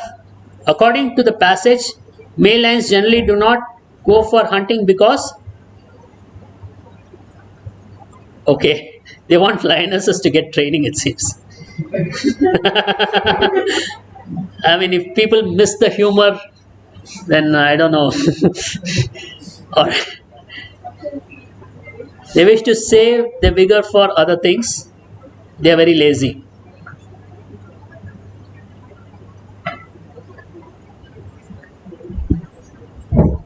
Other things may be something which is communicated, because at some point it says no, there is a purpose to the slothfulness, what it says, but slothfulness may have survival value. With lionesses busy hunting, the males function as guard for the cubs, protecting them particularly from hyenas. So what it's implying is that they wish to save their vigor for other things. That's the most logical conclusion one make. Now cross your fingers. Okay, uncross it. Next one. Male lions protect their cubs, members of their own species, from hyenas only, from hyenas as much as from other enemies, more from hyenas than from other animals. When this very close, you can just look at it for one last time so that you are, it says protect them particularly from hyenas. So it's not limited to, but particularly. Then there is an emphasis there. So what would be the most appropriate? D looks more appropriate. More from hyenas than from other animals. From hyenas as much as from other enemies would be contradicting what is being said. Only will again contradict. From members of their own species, nowhere is it mentioned. So option D. Okay. Thank God. Okay. Next one. Lionesses go for hunting.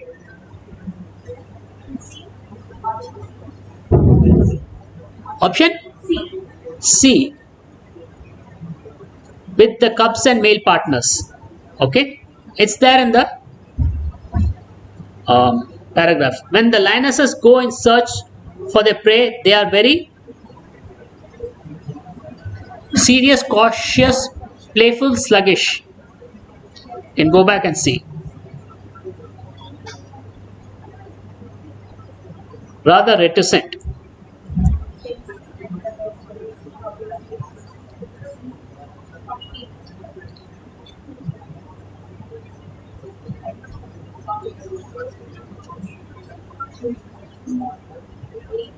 They are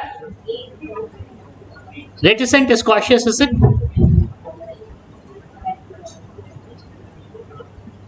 I mean, reticent is serious, is it? Option? They're definitely not playful or sluggish. It's either they're cautious or serious.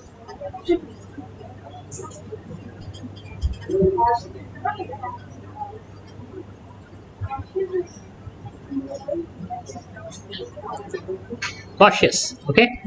Because reticent is being cautious. Yeah.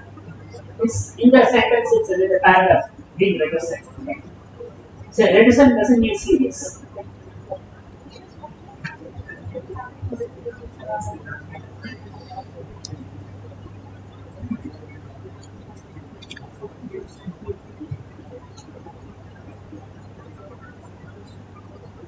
When you say reserved, uh, anyone with the re which comes, right, it's usually a little drawn back and a little uh, it's like that. So you can maybe have a logic to understand and remember meanings of words. Okay, I can just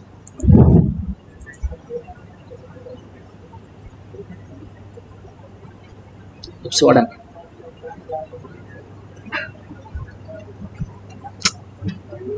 Oh, it's coming.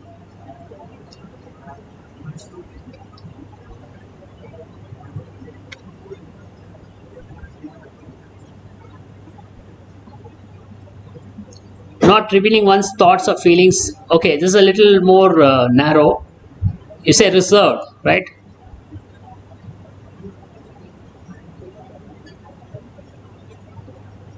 Okay, cautious, more accurately, more closely. Okay,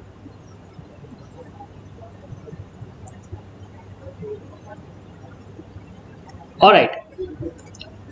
Um, it's 3:55. Do we take a break?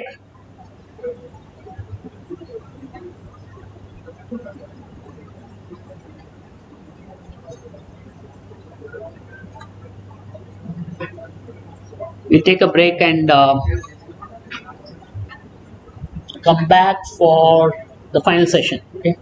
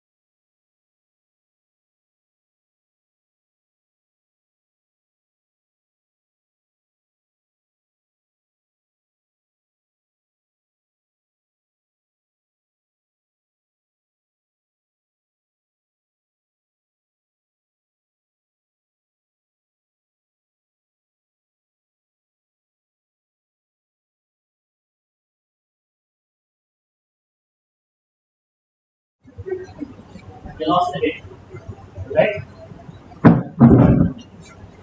I don't even blame them actually.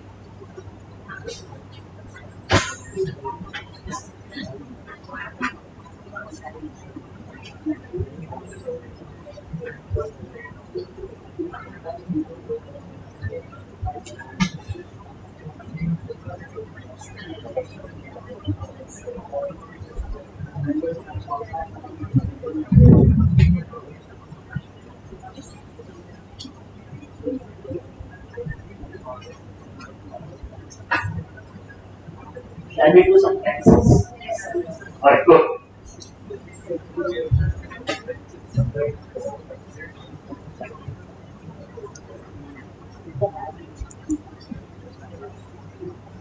What's this? Alright, alright.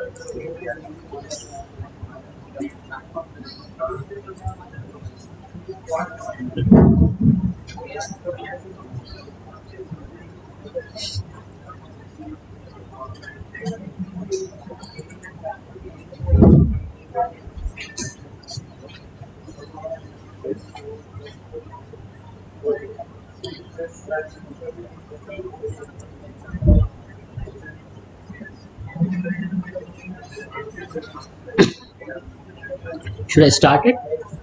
Start it. Okay, great.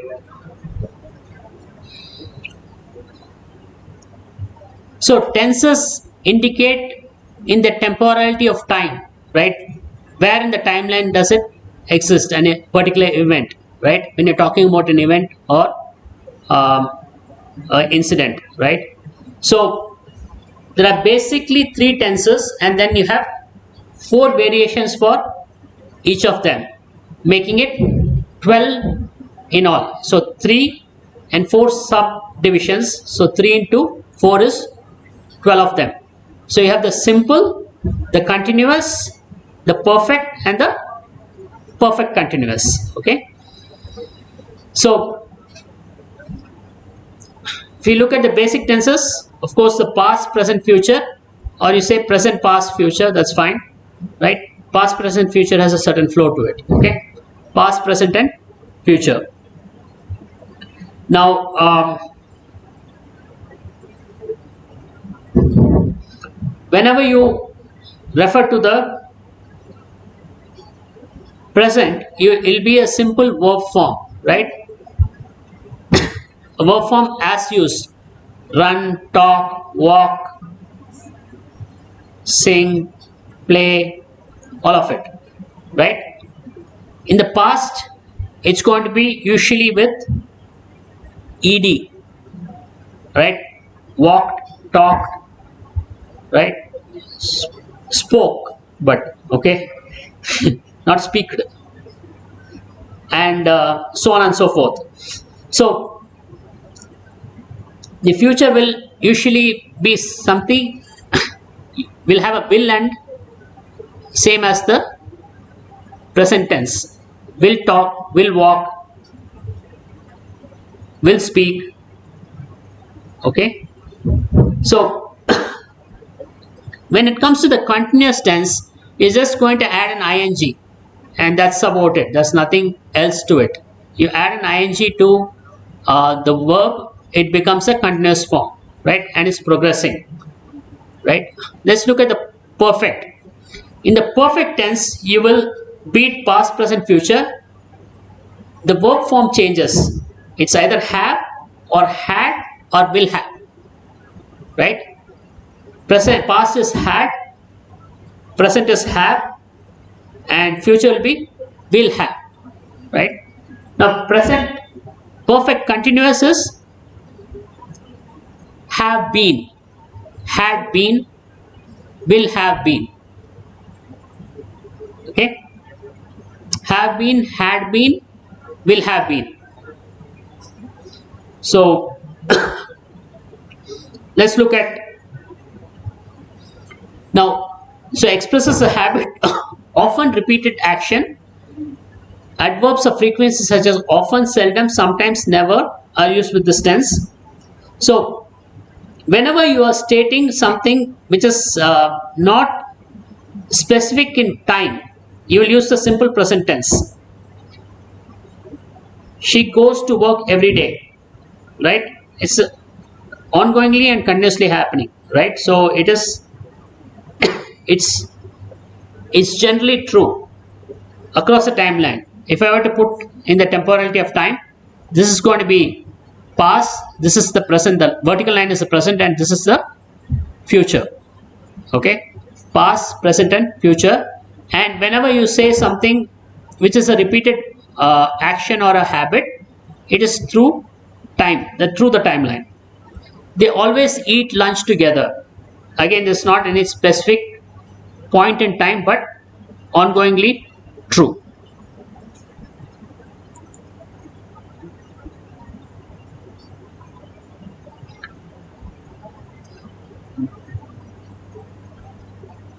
They're timeless, right? It's not specific in time. That's when you use the simple present tense, as I said before, right?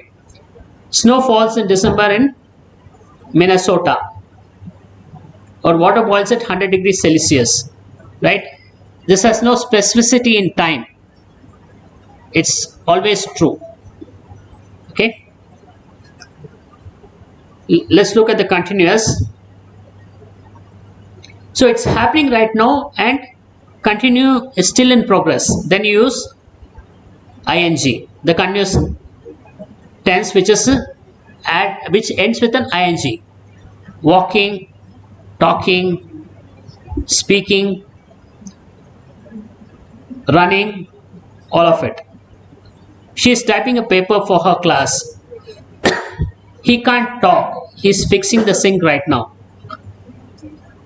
So something happened in the past and continues to be true in the present and may continue into the future. Then you say it's a present continuous. Okay.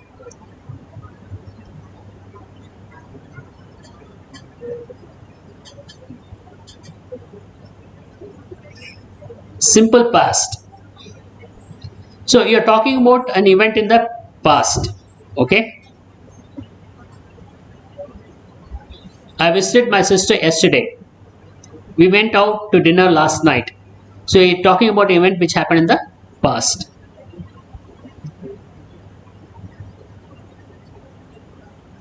So of course it's completed in the past and no longer is true. Okay. So when you go out of college, you can always say I attended NIE in the year whatever 2021-22, right? So I no longer attend is in brackets. Okay. I saw a movie every weekend when I was a teenager. That means to say I no longer do that. Right? It's implied in it.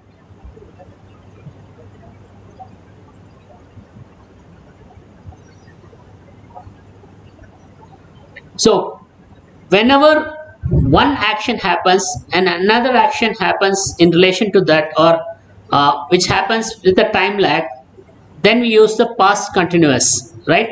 This is action, this is the event 1 and this is the event 2, right? And the event 1 was progressing as event 2 occurred. Okay, so this is further down the timeline, this is further closer to the timeline, this is the present. Okay, so this I was talking is here, I was taking is here, taking a bath is here, when the doorbell rang. The doorbell ringing is in the second clause. The first clause was taking bath. Okay, I was taking bath and it was progressing, and then when the doorbell rang. Okay, in all such cases you will use the past continuous. It's in relation to two events happening, and one event is continuing, another event happens in relation to that, and then you have it in a sentence. Okay, they were eating dinner when the neighbors stopped by for a visit, right? So this is eating dinner is this one, neighbors stopping by is the second event. So they were eating dinner, and as they were eating dinner, the neighbors stopped by for a visit. Okay,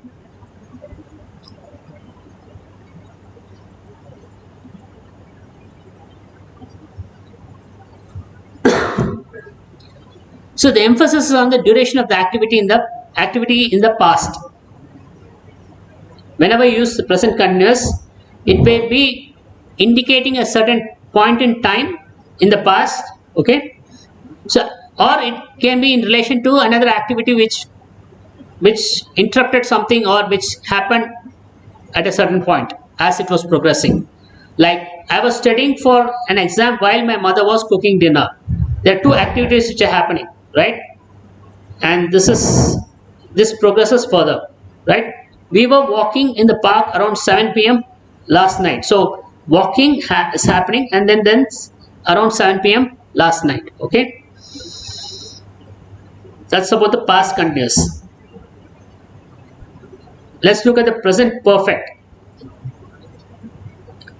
Okay, this happened in the past and continues to the present. It started in the past and continues in the present, up to the present.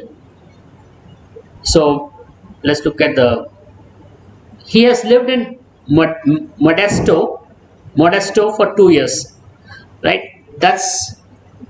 So he's been living for a while, and these 2 years he has lived in Modesto. So has lived will be present, right? What will be for past perfect? Had, right? And future will be will have, okay? I'm just jumping it, but yeah.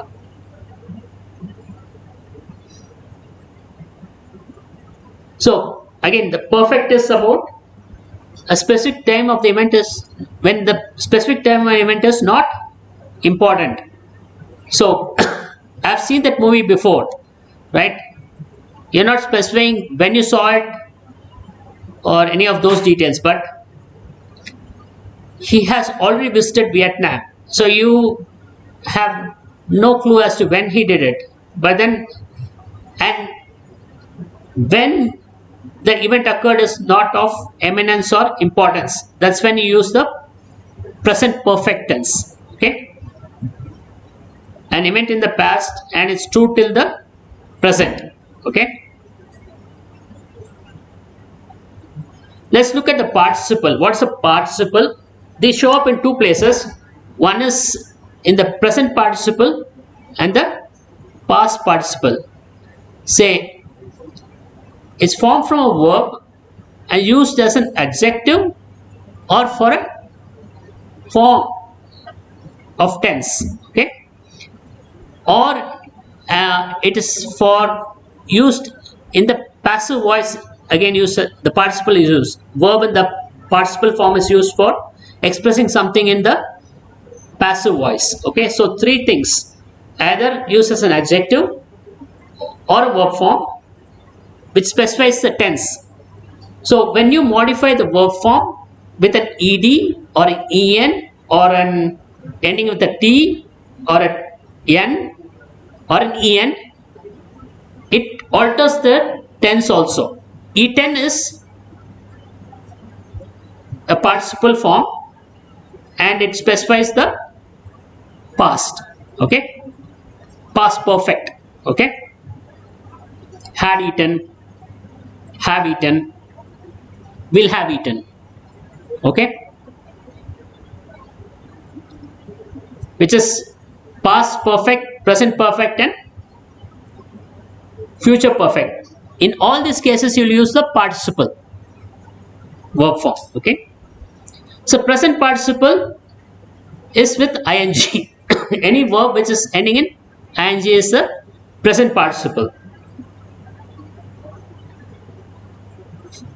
So it's either used as an adjective qualifying the noun or form of a verb tense. Here we are looking at more from a context of the verb tense, okay, because we are looking at tenses, okay.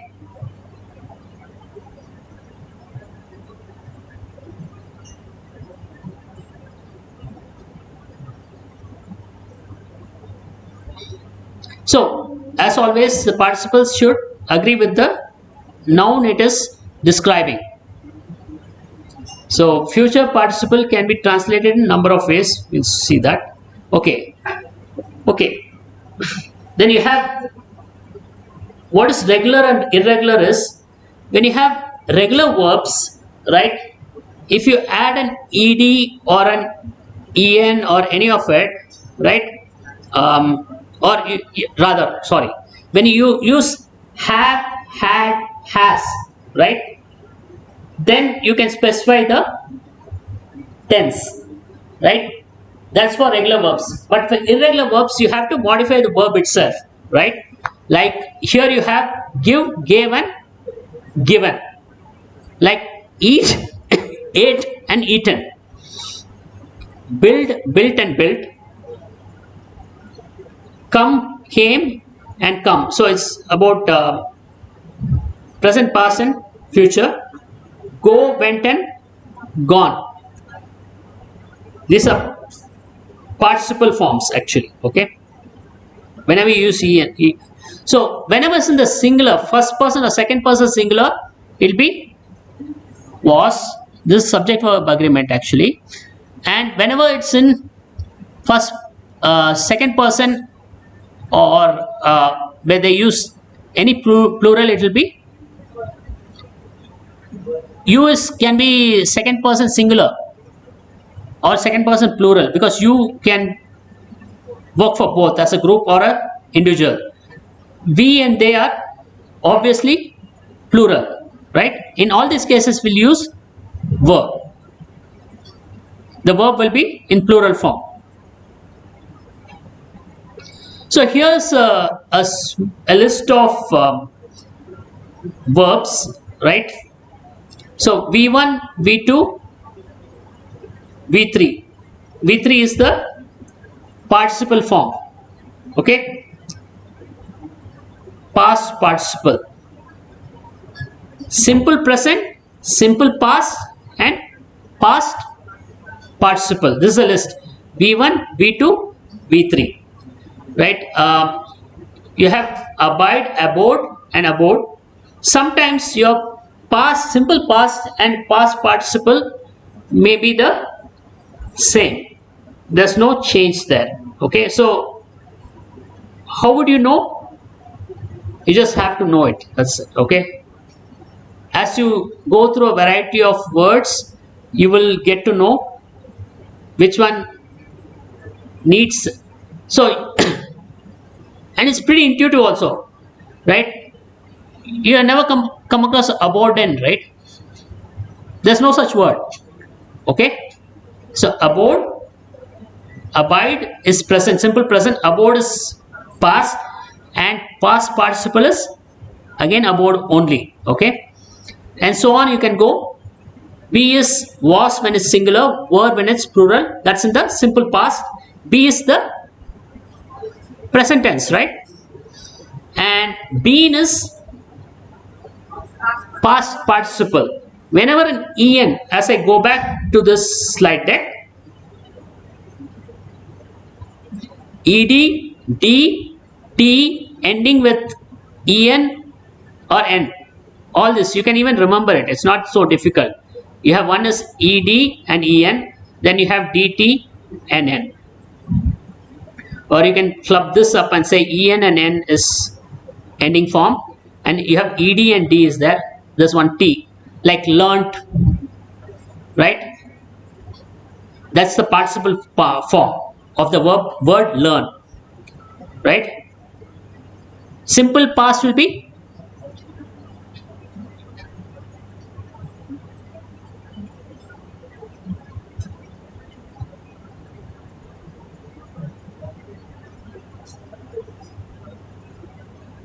is it listed here? No. Learned is very different word. Do you know that? What is learned? Knowledgeable, wise, knowledgeable, right? That's not the past form of learn, right? It's both. For simple past and participle is the same, which is learnt, okay? All right. So we'll quickly go through this. So beget, begot, begotten, beat, beaten, beaten, right? Here the So English is like, it's a funny language. So the present and the past is the same for some of them. Some of the words like beat. Okay. Okay. Another word is bite. Bite will be bite and bitten, right? It's not bite, bait and all. There's no bait, okay? Don't make up some things. Bite and bitten, okay? So there's some anomalies we can say, right? And that's okay. We have to live with it. Bend, bent and bent. You can see that. Same like learn. Learn is learnt and learnt again, okay? Bereaved, bereft, bereft. It'll be the same, okay? Bleed, bled and bled. Break, broken, broken. Cut is the same. Draw, drew and drawn. Simple past and past participle. So just see, this is not exhaustive but a good compendium of words. It's a good starting point actually. Okay. Forbade, forbidden. Okay, forbid, forbade and forbidden. Fly, flew and flown.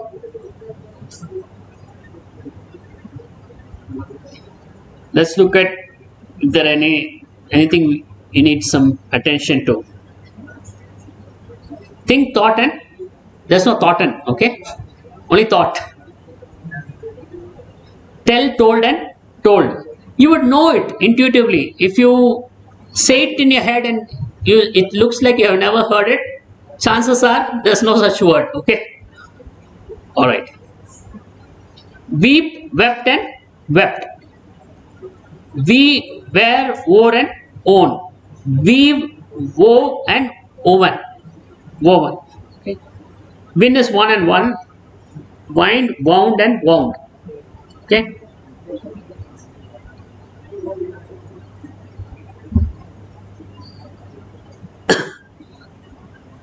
And the funny thing is, wound up, wind up, wound up. What about wound? Has the same spelling, but it's pronounced differently based on context. Okay, so don't get confused about that either. Wound and wound are the same spelling, different meaning and different pronunciation. Okay, based on context you will know. Okay, whether it's a wound or a wound. Okay, so you need to make substitutions based on the verb which is provided. It has to be a simple past or present perfect.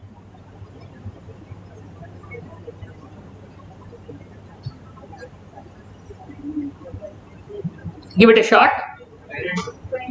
Went, okay. What would be the most appropriate? Will it be present perfect or a simple past?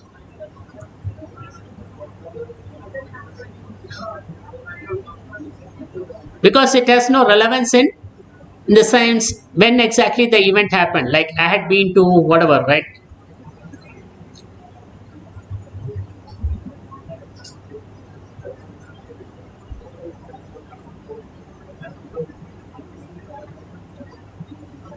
So give it a shot.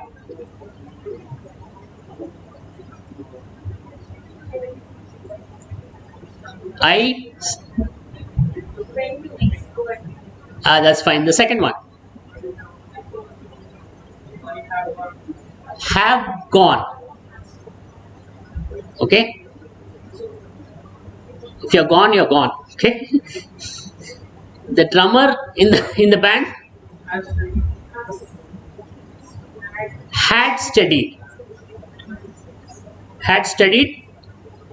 since he was 5. It dashed the jury 2 hours to. Okay, the word is not there, but what would be the verb? Took, right? It took the jury 2 hours. Washington DC dash the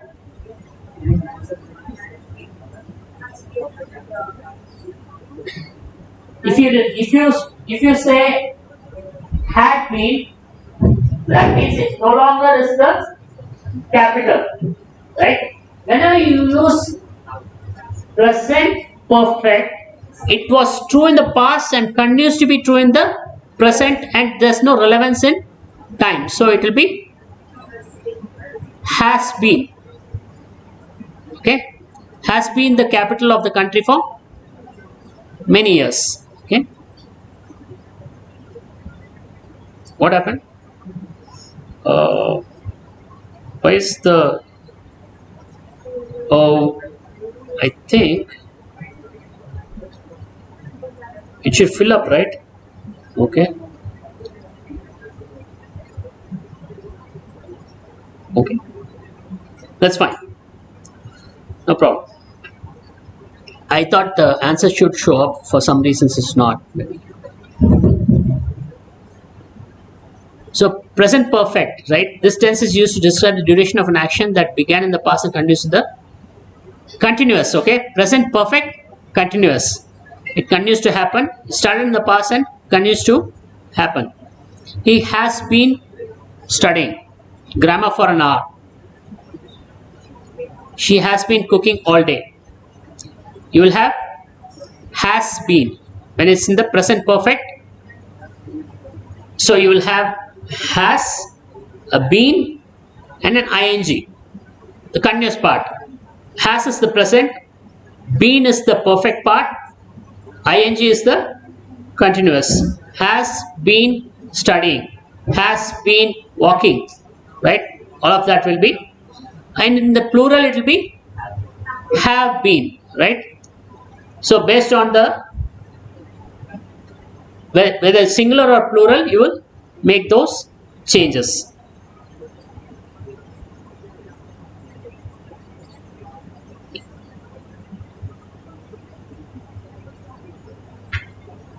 Okay, so has been living in Taiwan for 2 years. Okay, so present perfect continuous is used for something that's temporary and is not in perpetuity. Okay, so she has been living in Taiwan for the last 2 months, but she plans to move soon.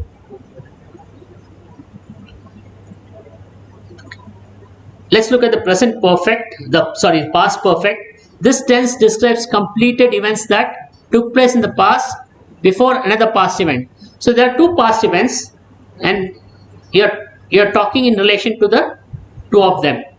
The Titanic had received many warnings before it hit the iceberg. So hitting the iceberg is what's happened here, and hitting happened here, unfortunately. Okay, that's the sequence of things, right? I had already eaten when my friends stopped by to visit. So this event preceded the second event. Okay, so we'll use, in the past you will have a had and you will have a en, because en or ed or t or n ending in all these are participles, and you use a participle verb, right, to signify that it is a perfect tense. Okay, spoken, eaten, gotten, all of that will be perfect tense. Okay, and past perfect of course. Okay, you add an ing, right? It becomes continuous, right? Had been, had is past, perfect is been, and ing makes it continuous. Past perfect, continuous. Again, there are 2 events that are happening with a time lag, and you're relating those 2. Like, she had been driving around the city for 3 hours before she finally found the right office. So driving started and was continuing till the point of time of finding the right office. So you're relating these 2. So had been driving, past perfect continuous. Okay, been will always come for the perfect tense. Had is the past, right? Ing is the continuous form of the tense of the verb. Okay, oops, what happened? So the simple future is will be going, will be speaking, will be doing, will be talking, will be walking. All that will be some promised event in the future. So I will graduate, Thomas will graduate in June. So I will graduate in, you can say, the June of 2022. May, maybe May, I don't know, right? Maria is going to go to Mexico next week. So is going to, you can see that is the singular present form of the word be, right? So it can be either be or is going or be going to, right, based on how it's written.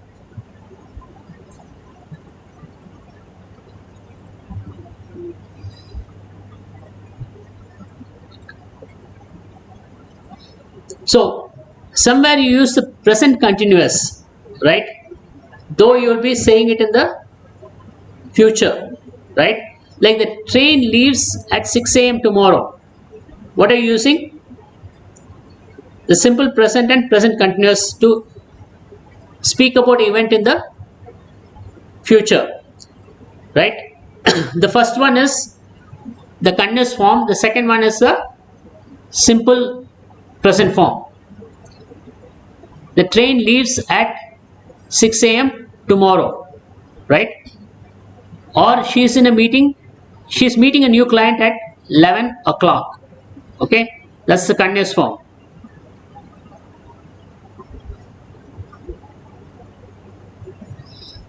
Now you can also indicate events that happen at a specific time in the future.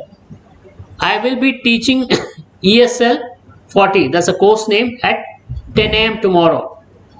They will be moving the furniture out of the house by the time you arrive tomorrow. So it can be a specific point in time indicated by time, or it may be related to another event that's going to happen in the future at a later stage, right? So something starts at this point in the future, right, and continues to happen when another event is going to happen. Okay, so or it can be a specific point in time that you can indicate, which is 10 a.m., right?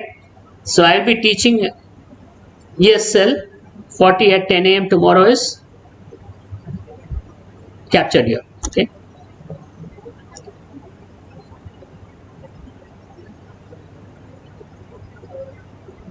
yeah, that's again, if you see any of the perfect tense, you will have two events that are related and spoken together, right? Be it the past perfect or the present perfect or the future perfect, right? We will have finished the exam by the time class ends tomorrow.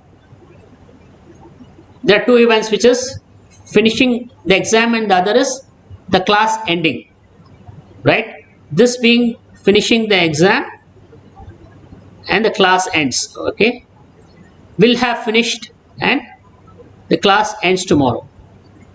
So that's the future perfect tense.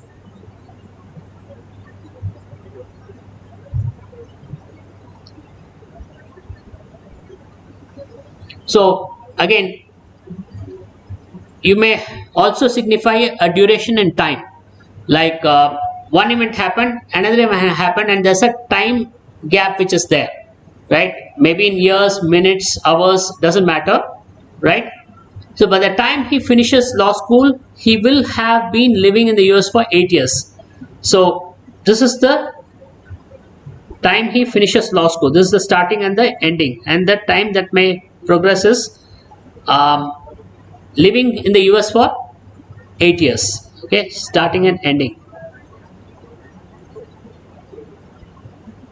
Okay, so we're just summarizing the tenses, the basic, which are past, present, and future, and the 4 variations which come along with it, which is a simple, continuous, perfect, perfect continuous. Okay.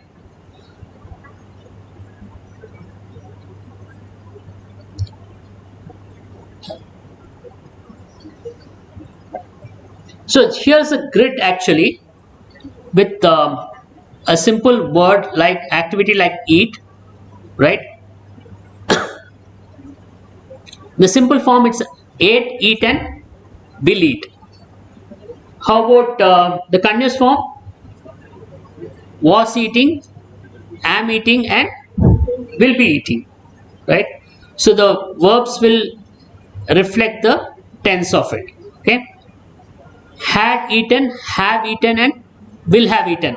So you can see the commonality here. The only difference here is the will between the present and the future. Past is different because it's had, right?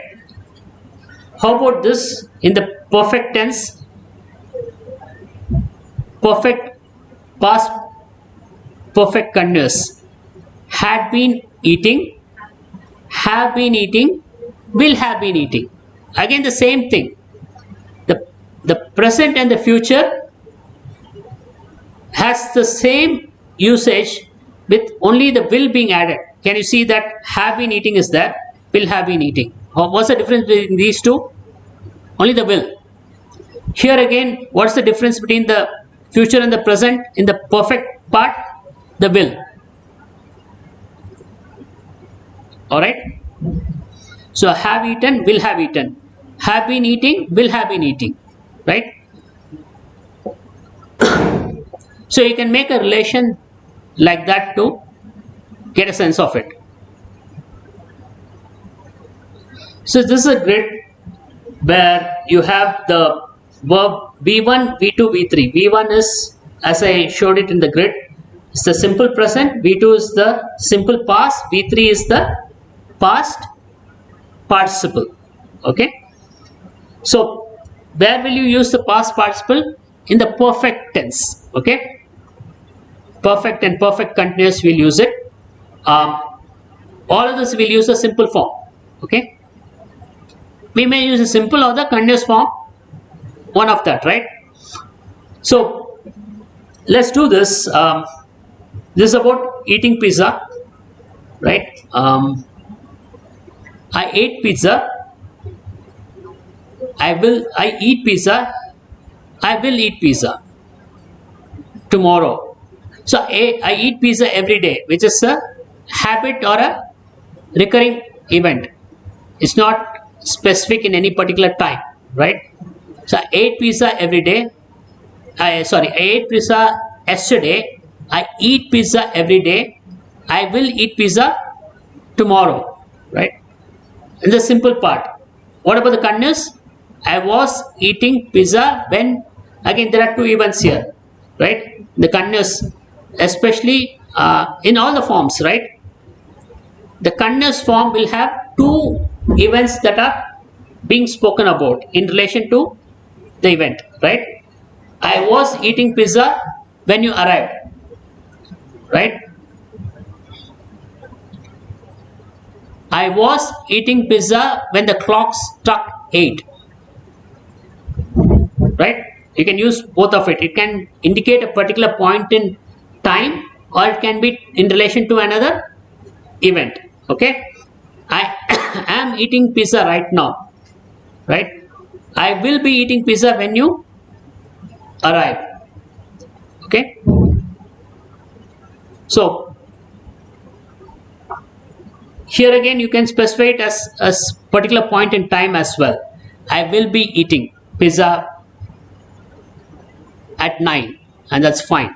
Okay, I will be eating pizza at 9 is a perfect a future continuous. Okay, What about the perfect tense? Perfect will always have the participle form as en or one of that ed, t, n, whatever it ends, right? The participle form of the verb. In this case, it's I had been, because had eaten, because it's past and perfect. Perfect is the en part. I had eaten all the pizza when you arrived. Again, in this you will have two events that you are talking about, just like in the continuous form. Okay, I have eaten all the pizza. Perfect, present perfect. Okay, here you don't. It's kind of. It's not about specifying in time. It's generally true. That's all, right? Again, in the future, I will have eaten all the pizza by the time you arrive. Or you can specify a time also and say, I will have eaten all the pizza by 8 p.m. Right? You're specifying a particular time in the future. Let's look at the perfect continuous, past perfect continuous. I had been eating pizza. You will have the had, and the been is the perfect part. The ing ending is the continuous part, right? I had been eating pizza for 2 hours when you arrived. I have been eating.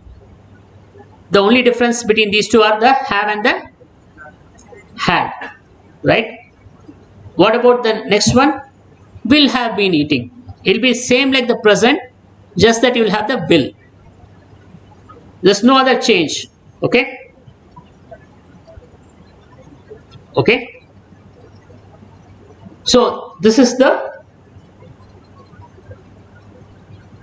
you can say it's a grid, the tense grid, right? With all the 12 forms of 12 tense forms. Okay?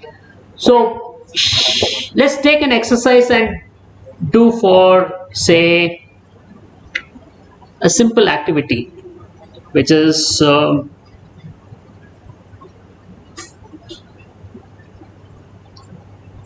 come to that.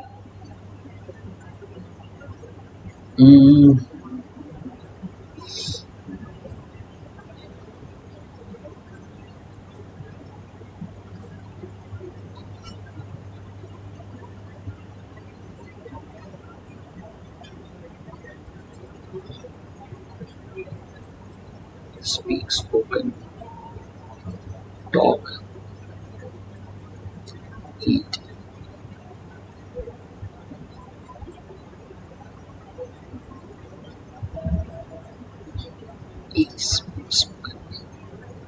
Let's take speak. And can you write the entire grid? Yeah.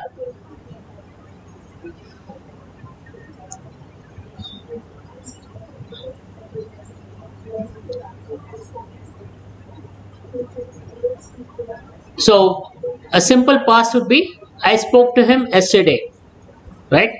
A simple present will be yeah, I speak to him every day, right?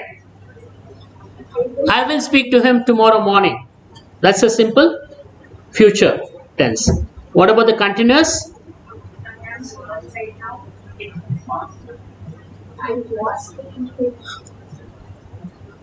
I was speaking. You can have two events, right? Or can specify a particular point in time. I was speaking to him when you called. Okay? I am speaking to him right now. Right? Yeah. I will be speaking to him at 11 a.m. tomorrow. Something like that. Okay? How about the perfect? I had spoken to him, and you can link it to an event or a time, right? I had spoken to him. Yeah. This will, when you write it, if you write it in present perfect, right? You will not, it will be a truth that doesn't need any relevance in time, right? So you will speak, you will say that I have already spoken. I have already spoken to him, which is fine.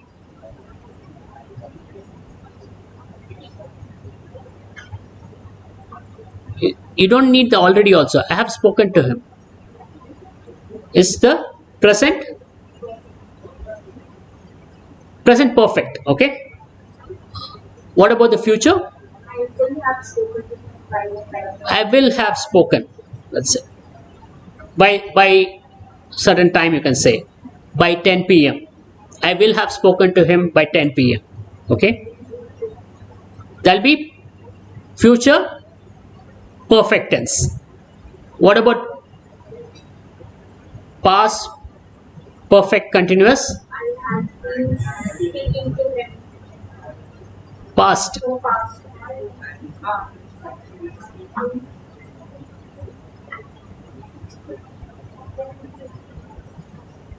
You will have had been for sure, right?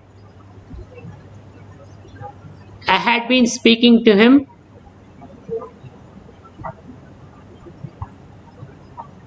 You can say I had been speaking to him every day, or that's fine, right? What about present perfect continuous? I have been speaking to him in the past. Yeah, I have been speaking to him for 2 hours now, or for an hour now, right? That is present perfect continuous. What about future perfect continuous?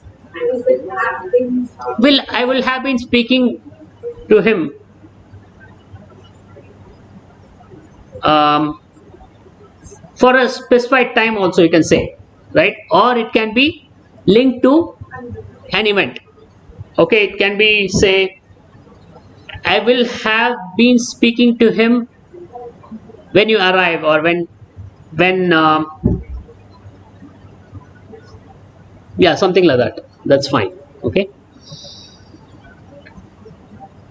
all right, let's do some exercises, shall we?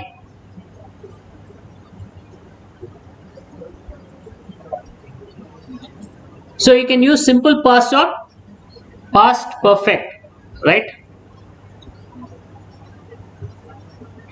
When he, now I'll tell you a trick about this.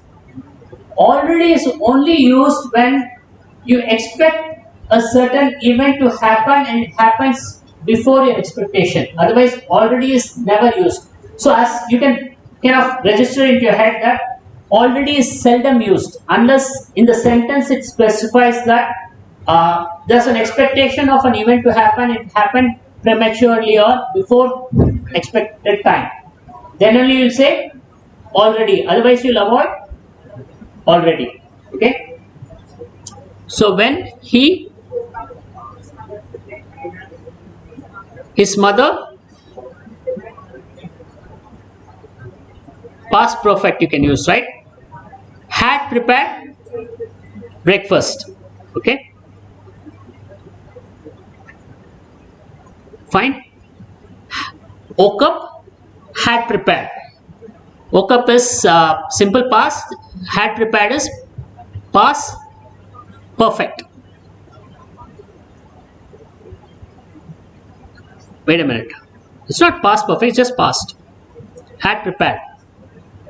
Oh, ED. No, past perfect. It's perfect. Prepared. Had. ED. It can be EN, ED, ET, and it's come in that 5-6 variations. Okay.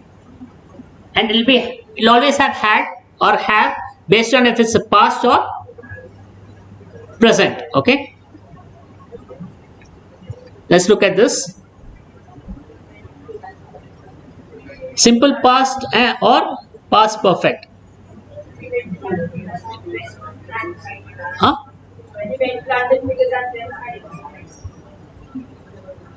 Our friends invited.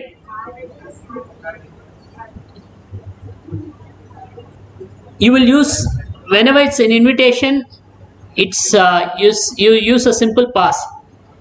Invited, not a past perfect. You can just use a simple past. Invited, okay? Went and invited, okay?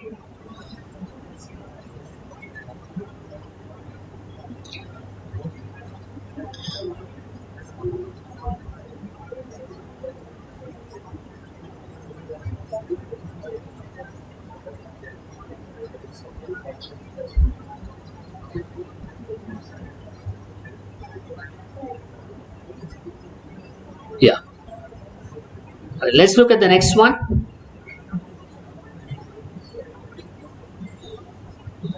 When she dash learning English, she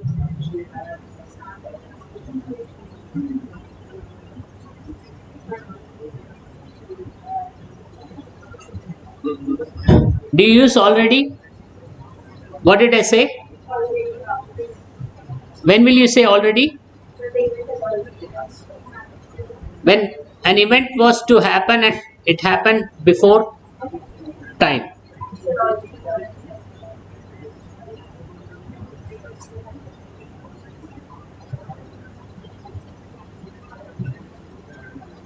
So she started simple past and past perfect. She started learning English. When she started learning English, she had learnt French. Had learnt is past perfect. Okay, did you get that? So generally avoid already. Okay, unless the sentence itself is implying that an event happened before it was expected to happen, then you say already. Okay, how about this one? Jane dash 3 pages when her computer crashed.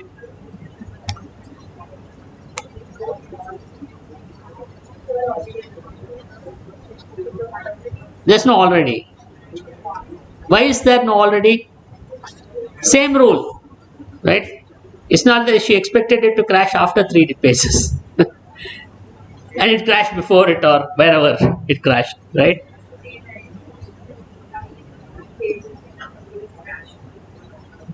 Jane had typed 3 pages when her computer crashed. Okay, right? Some people come up with had crashed. No, crashed. Simple past. Okay, it's a certain event in the past. And she had typed. There'll be past perfect. Okay. How about the next one? You can put it in time. Can I use the... Oh, I can't. That's fine. Not a problem. Don't worry. It's okay. Too much of an effort. It's okay. If you put in the timeline, this doctor arrives and then the patient dies. What you put in the past perfect is the first event or the second event? Look at it. Which happens first?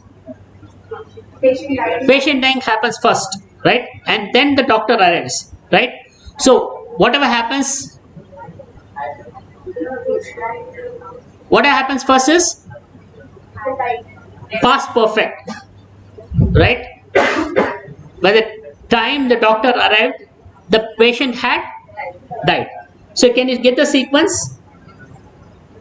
Past perfect is for the event which happened in the first, and then another event happened in the past, which is the doctor arriving. Okay, so the first event will have the past perfect, the second event will be simple past. Doctor arriving is simple past, patient dying is past perfect, because it happened first. Okay, did you get that? Arrived and had died. Are you following it? Following? All right.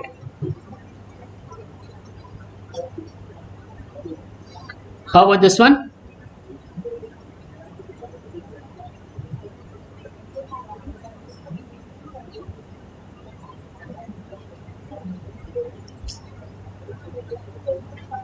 Before that day, we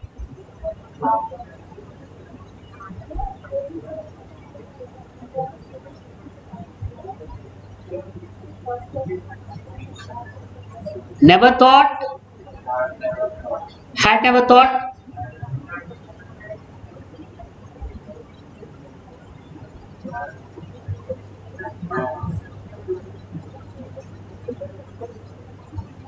never thought. Um, Before that day, we had never thought of travel.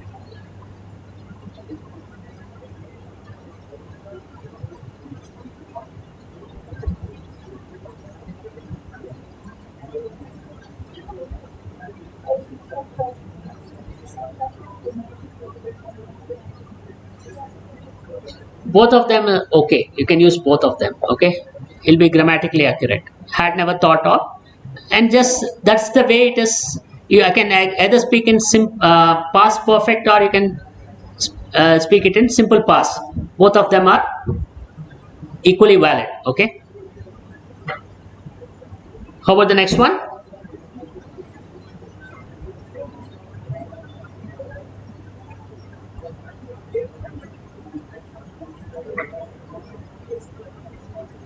Don't say already and all. There's no already. Okay.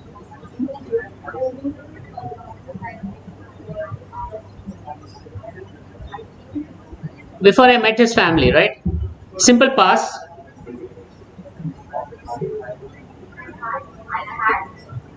Sorry.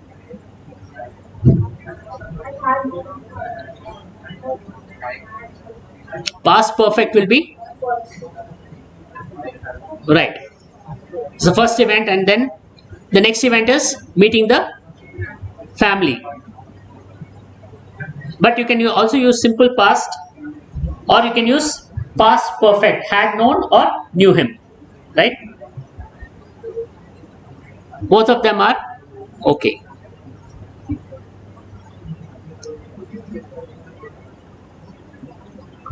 They dash where he were to meet before because nobody dashed them.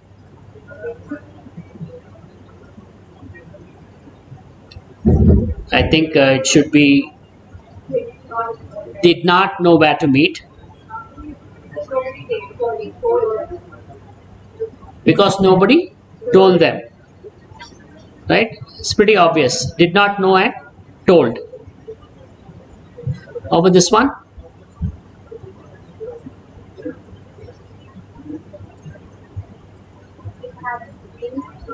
You can use simple past also, which is was.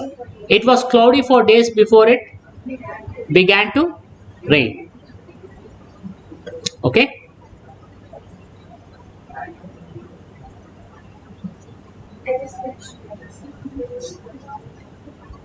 I just finished my homework. Right? When you use justice, you're speaking about the immediacy of it. That you just now did it, just now completed, right? It qualifies the verb. Okay, just. Okay.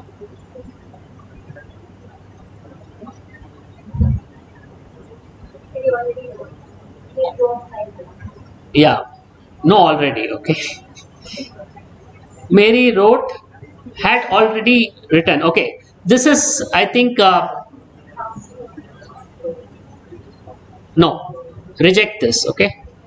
There's nothing in the sentence which actually uh, uh, validates the use of the word already. Okay. So this is inaccurate because there's nowhere it says that she was expecting to complete at some time and she did it earlier to it for it to be used as already. So reject this. This is incorrect. Let's go to the next one.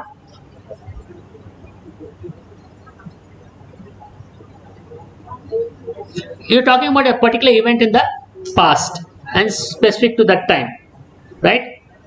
Tom moved to his hometown and it's a simple past. You're talking about one point in time that cross, right, in the past. You use a simple past, okay? How about this one?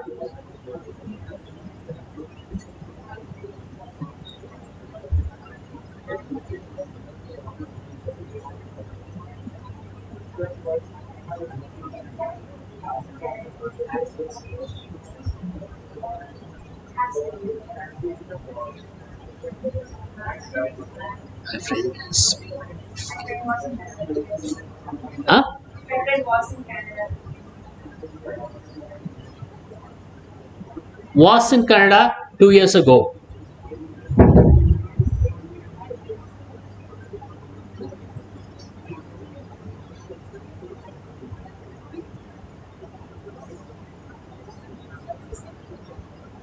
Has been or is, okay? Why has been? Why the present present perfect is? It's true to the present day.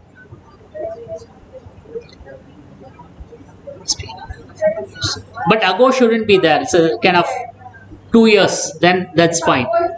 Yeah, the ago should not be there. Okay. My friend has been in Canada for 2 years, and that's fine, right? Or my friend, Was in Canada 2 years ago. and that's fine. There's some error in the sentence. Okay. I need to correct it. Okay, I'll correct it. It's not my content. Okay. Anyway, that's an excuse. Okay. Can you see the difference? Taking ownership and excuse. Okay. I should have worked and corrected it, not have it show up again. Okay. What about this?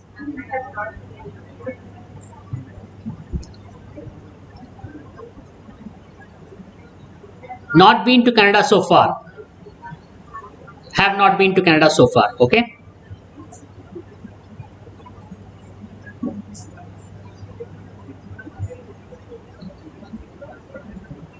But I have traveled. But have Have traveled to London.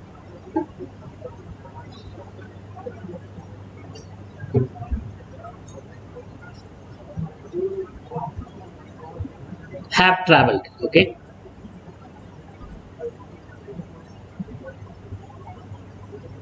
Which is present perfect. Okay. Over the next one. Last week, Mary and Paul went to the cinema.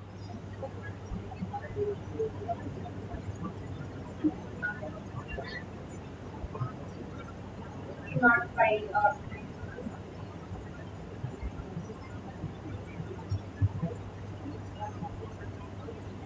What would you say? This event would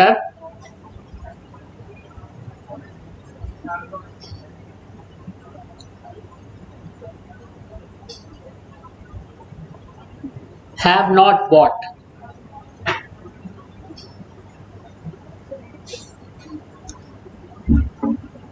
Have not bought. Right? It'll be in the present perfect. Okay. Have not bought. Otherwise, it past perfect will be had not. Okay.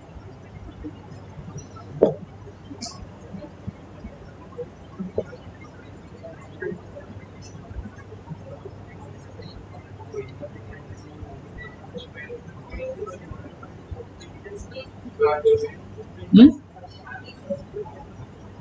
I can't hear.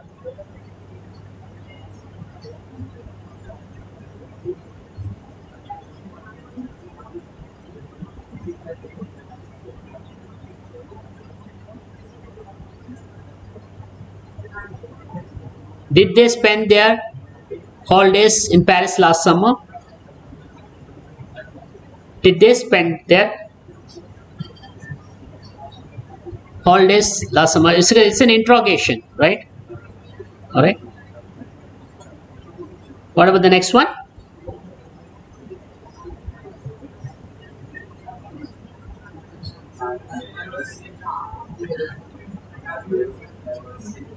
Have you ever seen a whale?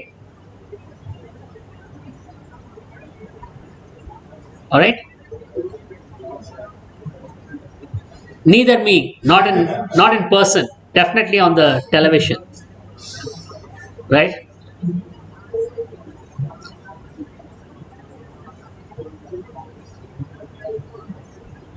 The receptionist,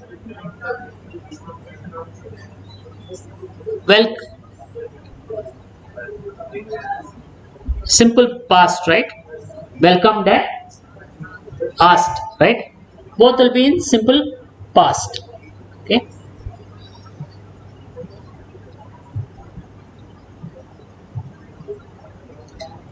Past continuous is also said as past progressive. It's the same thing. Okay. Don't get flummoxed. The car, if it's simple past, it will be broke down and we had to walk home. Okay, broke down and we had to walk home.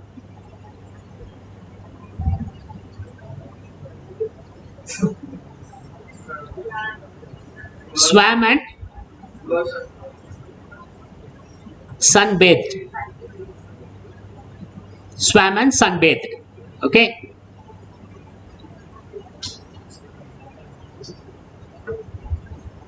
Okay.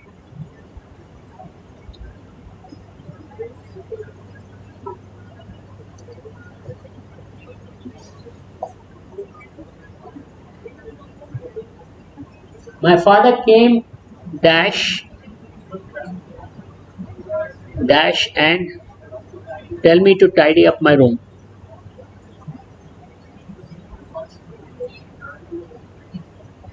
Yeah, give it a shot.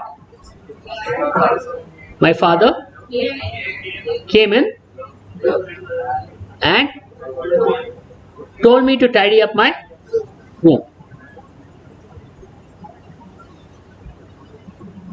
Okay. So here it's changed. It's simple past and past progressive. Just take note. Okay.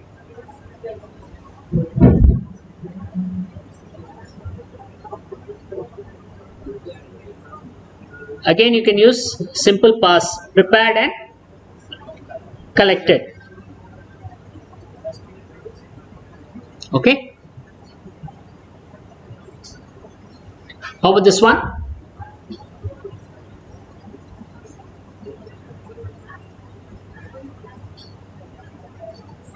While the parents, what is it? It's not the the sentence looks a little off. It doesn't have enough detail, so we'll skip this. What whole sentence there? All right, you have to make it up then. Okay, had breakfast or whatever. Okay, have had, were having, or had breakfast. Okay, so you have to make up your sentence, and that's okay.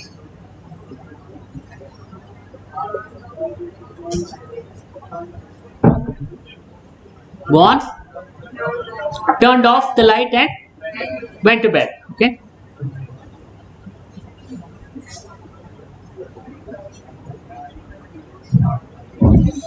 Simple future and future perfect. Will start. Simple future. Okay, will start. Okay, slightly misaligned.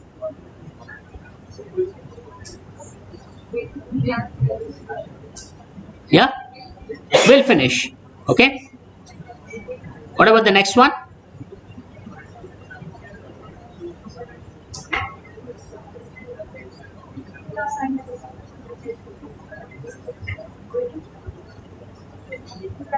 Will assign a test to his students. Might. Okay. Okay, probably is given. That's why. Okay. That's where it says probably, right? Then it will be might. If the probably is gone, it will be will. Okay. Might assign is because of the probably.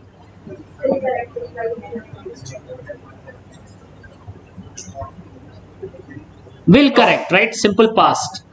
Sorry, simple future. Will correct. Okay. What is the next one? Will get it.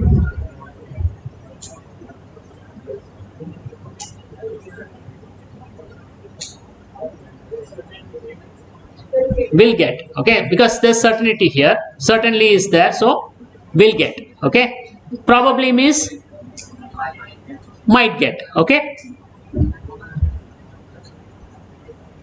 some people are turned off. By 9 o'clock, we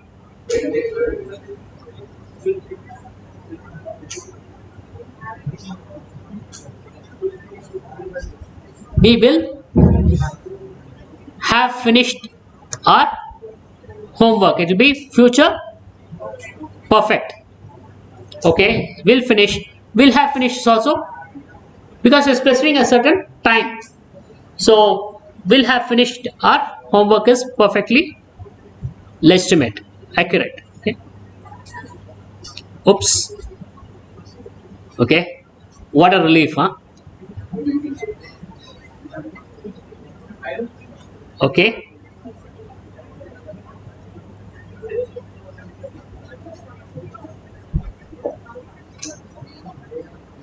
Okay.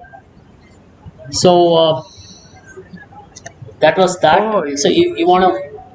Yeah, it's fine. Oh, nothing went wrong. Oh. No, no. I didn't quite pay attention to your response. There's nothing wrong with the system. Maybe you want to turn this a little so that I think I'm not going to do any more presentations. I mean, I risk getting short. No one gets it wrong. Are you all turned off? We can't process any more information, right? What? Yeah. Okay, so you are the real warriors. How many of you? 1, 2, 3, 4, 5, 6, 7, 15 of you. Alright? You survived right through the whole training session, right? I think almost all of you were there for the last 2 days. No new entrance, right? Like a peek of moon, like let's see what's happening, let's check it out. Right? No one has such curiosity and all that. Right? Anyway, there's a live stream happening. Yeah, so it's been rather engaging. There's been good participation, a positive response, word showed up. The first session was good. People vigorously nodded and left. I don't know what to mean, right? And yeah. So maybe they're going home or they're taking back some lessons, I don't know. But they left. Anyway. So do you have any questions? Anything before we wind up? There's enough number of resource points, right, on the net. We want to go and give it a try. I'm sure you have the basics in place. You just have to do some practice. And for many of you, English is not so much of a challenge, I think, right? Both the test and the spoken part, right? Maybe you need to hone your skills. That's always there. And qualifying, so there's no end to it. There's no case you can teach, right? We are always working progress, and that's how it's going to be. All right. Yeah. Just to repeat myself, definitely do the mirror work, right? Anyone by any chance did any mirror work yesterday? That says it, right? Can you see that? Considering you are the most dedicated of the lot of the 100 out here, and you have heard me say it never occurred that you would want to try it out, given the emphasis I placed on it, right? It's a natural resistance. It may look like, oh, I was busy, I went back late, I was already zapped out. You may have all of that, but actually, if you see, there's some resistance to go and get that done, right? And I would recommend it on a daily basis, right? If not a daily basis, some regular basis, right? Spending time in front of the mirror, not in appreciation of your beauty or anything, but really being with the person, right? Trying out some things you can do mirror work, actually, right? Especially in the context of interviews, it's going to be a huge boon, and really differentiating from the rest of the people they may come across. It's not the only knowledge they're coming, right? If you have done decent thorough mirror work, right, it will show up in the way you present yourself, the way you are being with the person, in your effectiveness to communicate. All of that will be uh, it will have a marked difference, right? Because how many people would be doing mirror work? Just consider a moment maybe, right? Yesterday, but they have done it in the past, here and there maybe, but not as a practice or not with the kind of rigor and recommendation. If you do that, that's going to be a huge, it's going to be a huge boost to how you would perform in the exam. Okay. Uh, yeah. So any questions you have? Anything before we wind up? Yeah, around 10 minutes.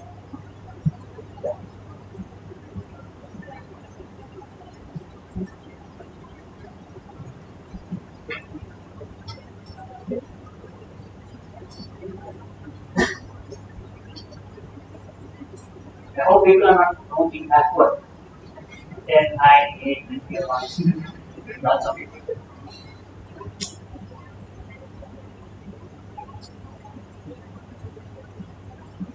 Any questions for me?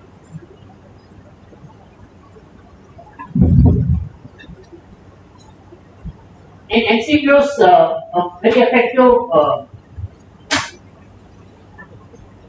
method to tackle to increase your probability dramatically is elimination, right? And some of the answers are obviously can be eliminated, right? And you will not get any nasty surprises like that where you that's quite obviously wrong. There's nothing there which implies that. So that will not be the case. Trust me on that, right? So you can easily eliminate, and then you're left with a smaller subset. Your probability dramatically increases. If it's a 4 out of, and then you can eliminate 2, you're at 50-50, which is a very high probability, right? So I recommend that in MCQs. There are maybe you would have been introduced to them several tips and tricks in quantitative also where you can eliminate answers out, right? Use that there as well. In English, it's easier actually if you have an understanding, even if you know the tone of the word. If the word has a negative connotation or a positive connotation, with that you can. And even if you didn't know the word meaning of the word, with the context in which it's being used, you will have a sense of what it is. That can help you eliminate again from the answer set. What is positive and negative, right? So do all that. Knowing that is critical, of course, but doing it is more important. Right? Try out a few tests that will really help you. Alright? What else?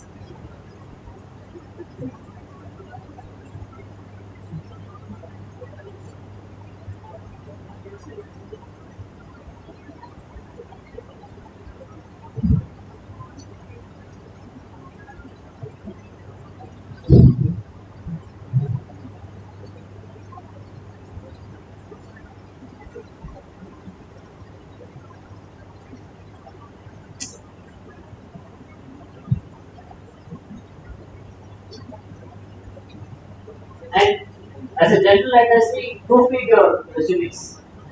I'm assuming you have done it, right? Do proofreading. And let's say proofreading is not your own, but you give it to someone and do it. Because brings a new perspective, and what you see of mistake is never a mistake, right? Going see by the usual, okay? Right? Like I don't have a whiteboard here, but if I wrote FLARE, flare for language, the word will not work as an error. But can you find the error out? FLARE, flare for language, flare for language. Where it is FLARE. Huh? You can't whisper and be heard. FLAIR, flare, right? As a natural talent or a skill, right? Flare, right? A propensity or something, right? FLAR is flare, flame flares, right? Right? Your job will also flare up. Okay. So in these kind of errors, what happens is that Word will not show it up as an error, but in the context it's an error, right? And that can be negative. It's picked up, right? Um, Splicing, of course, right? But these are not easy to detect, or may not show up by the software elements, right? This is where if you do a proofread, you're good.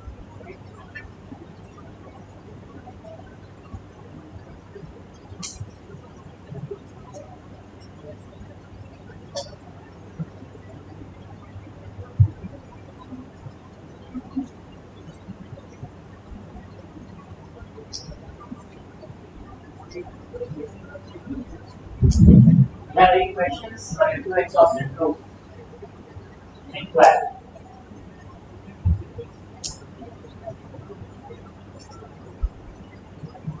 Yesterday you had a lot of questions. Exhausted? Wait, exhausted is quite nice. Questions got exhausted or you got exhausted? Doesn't matter, same result, right?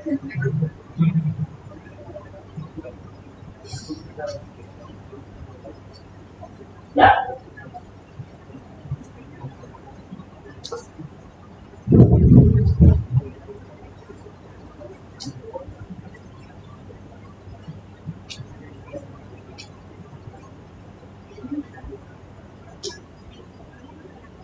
Witness आपको देखा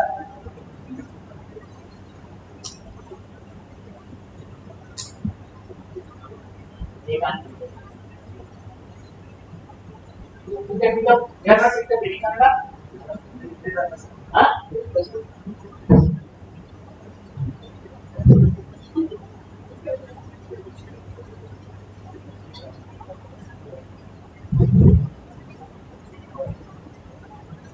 If you don't have anything, you can. Alright, so thank you and all the very best. Thank you, sir.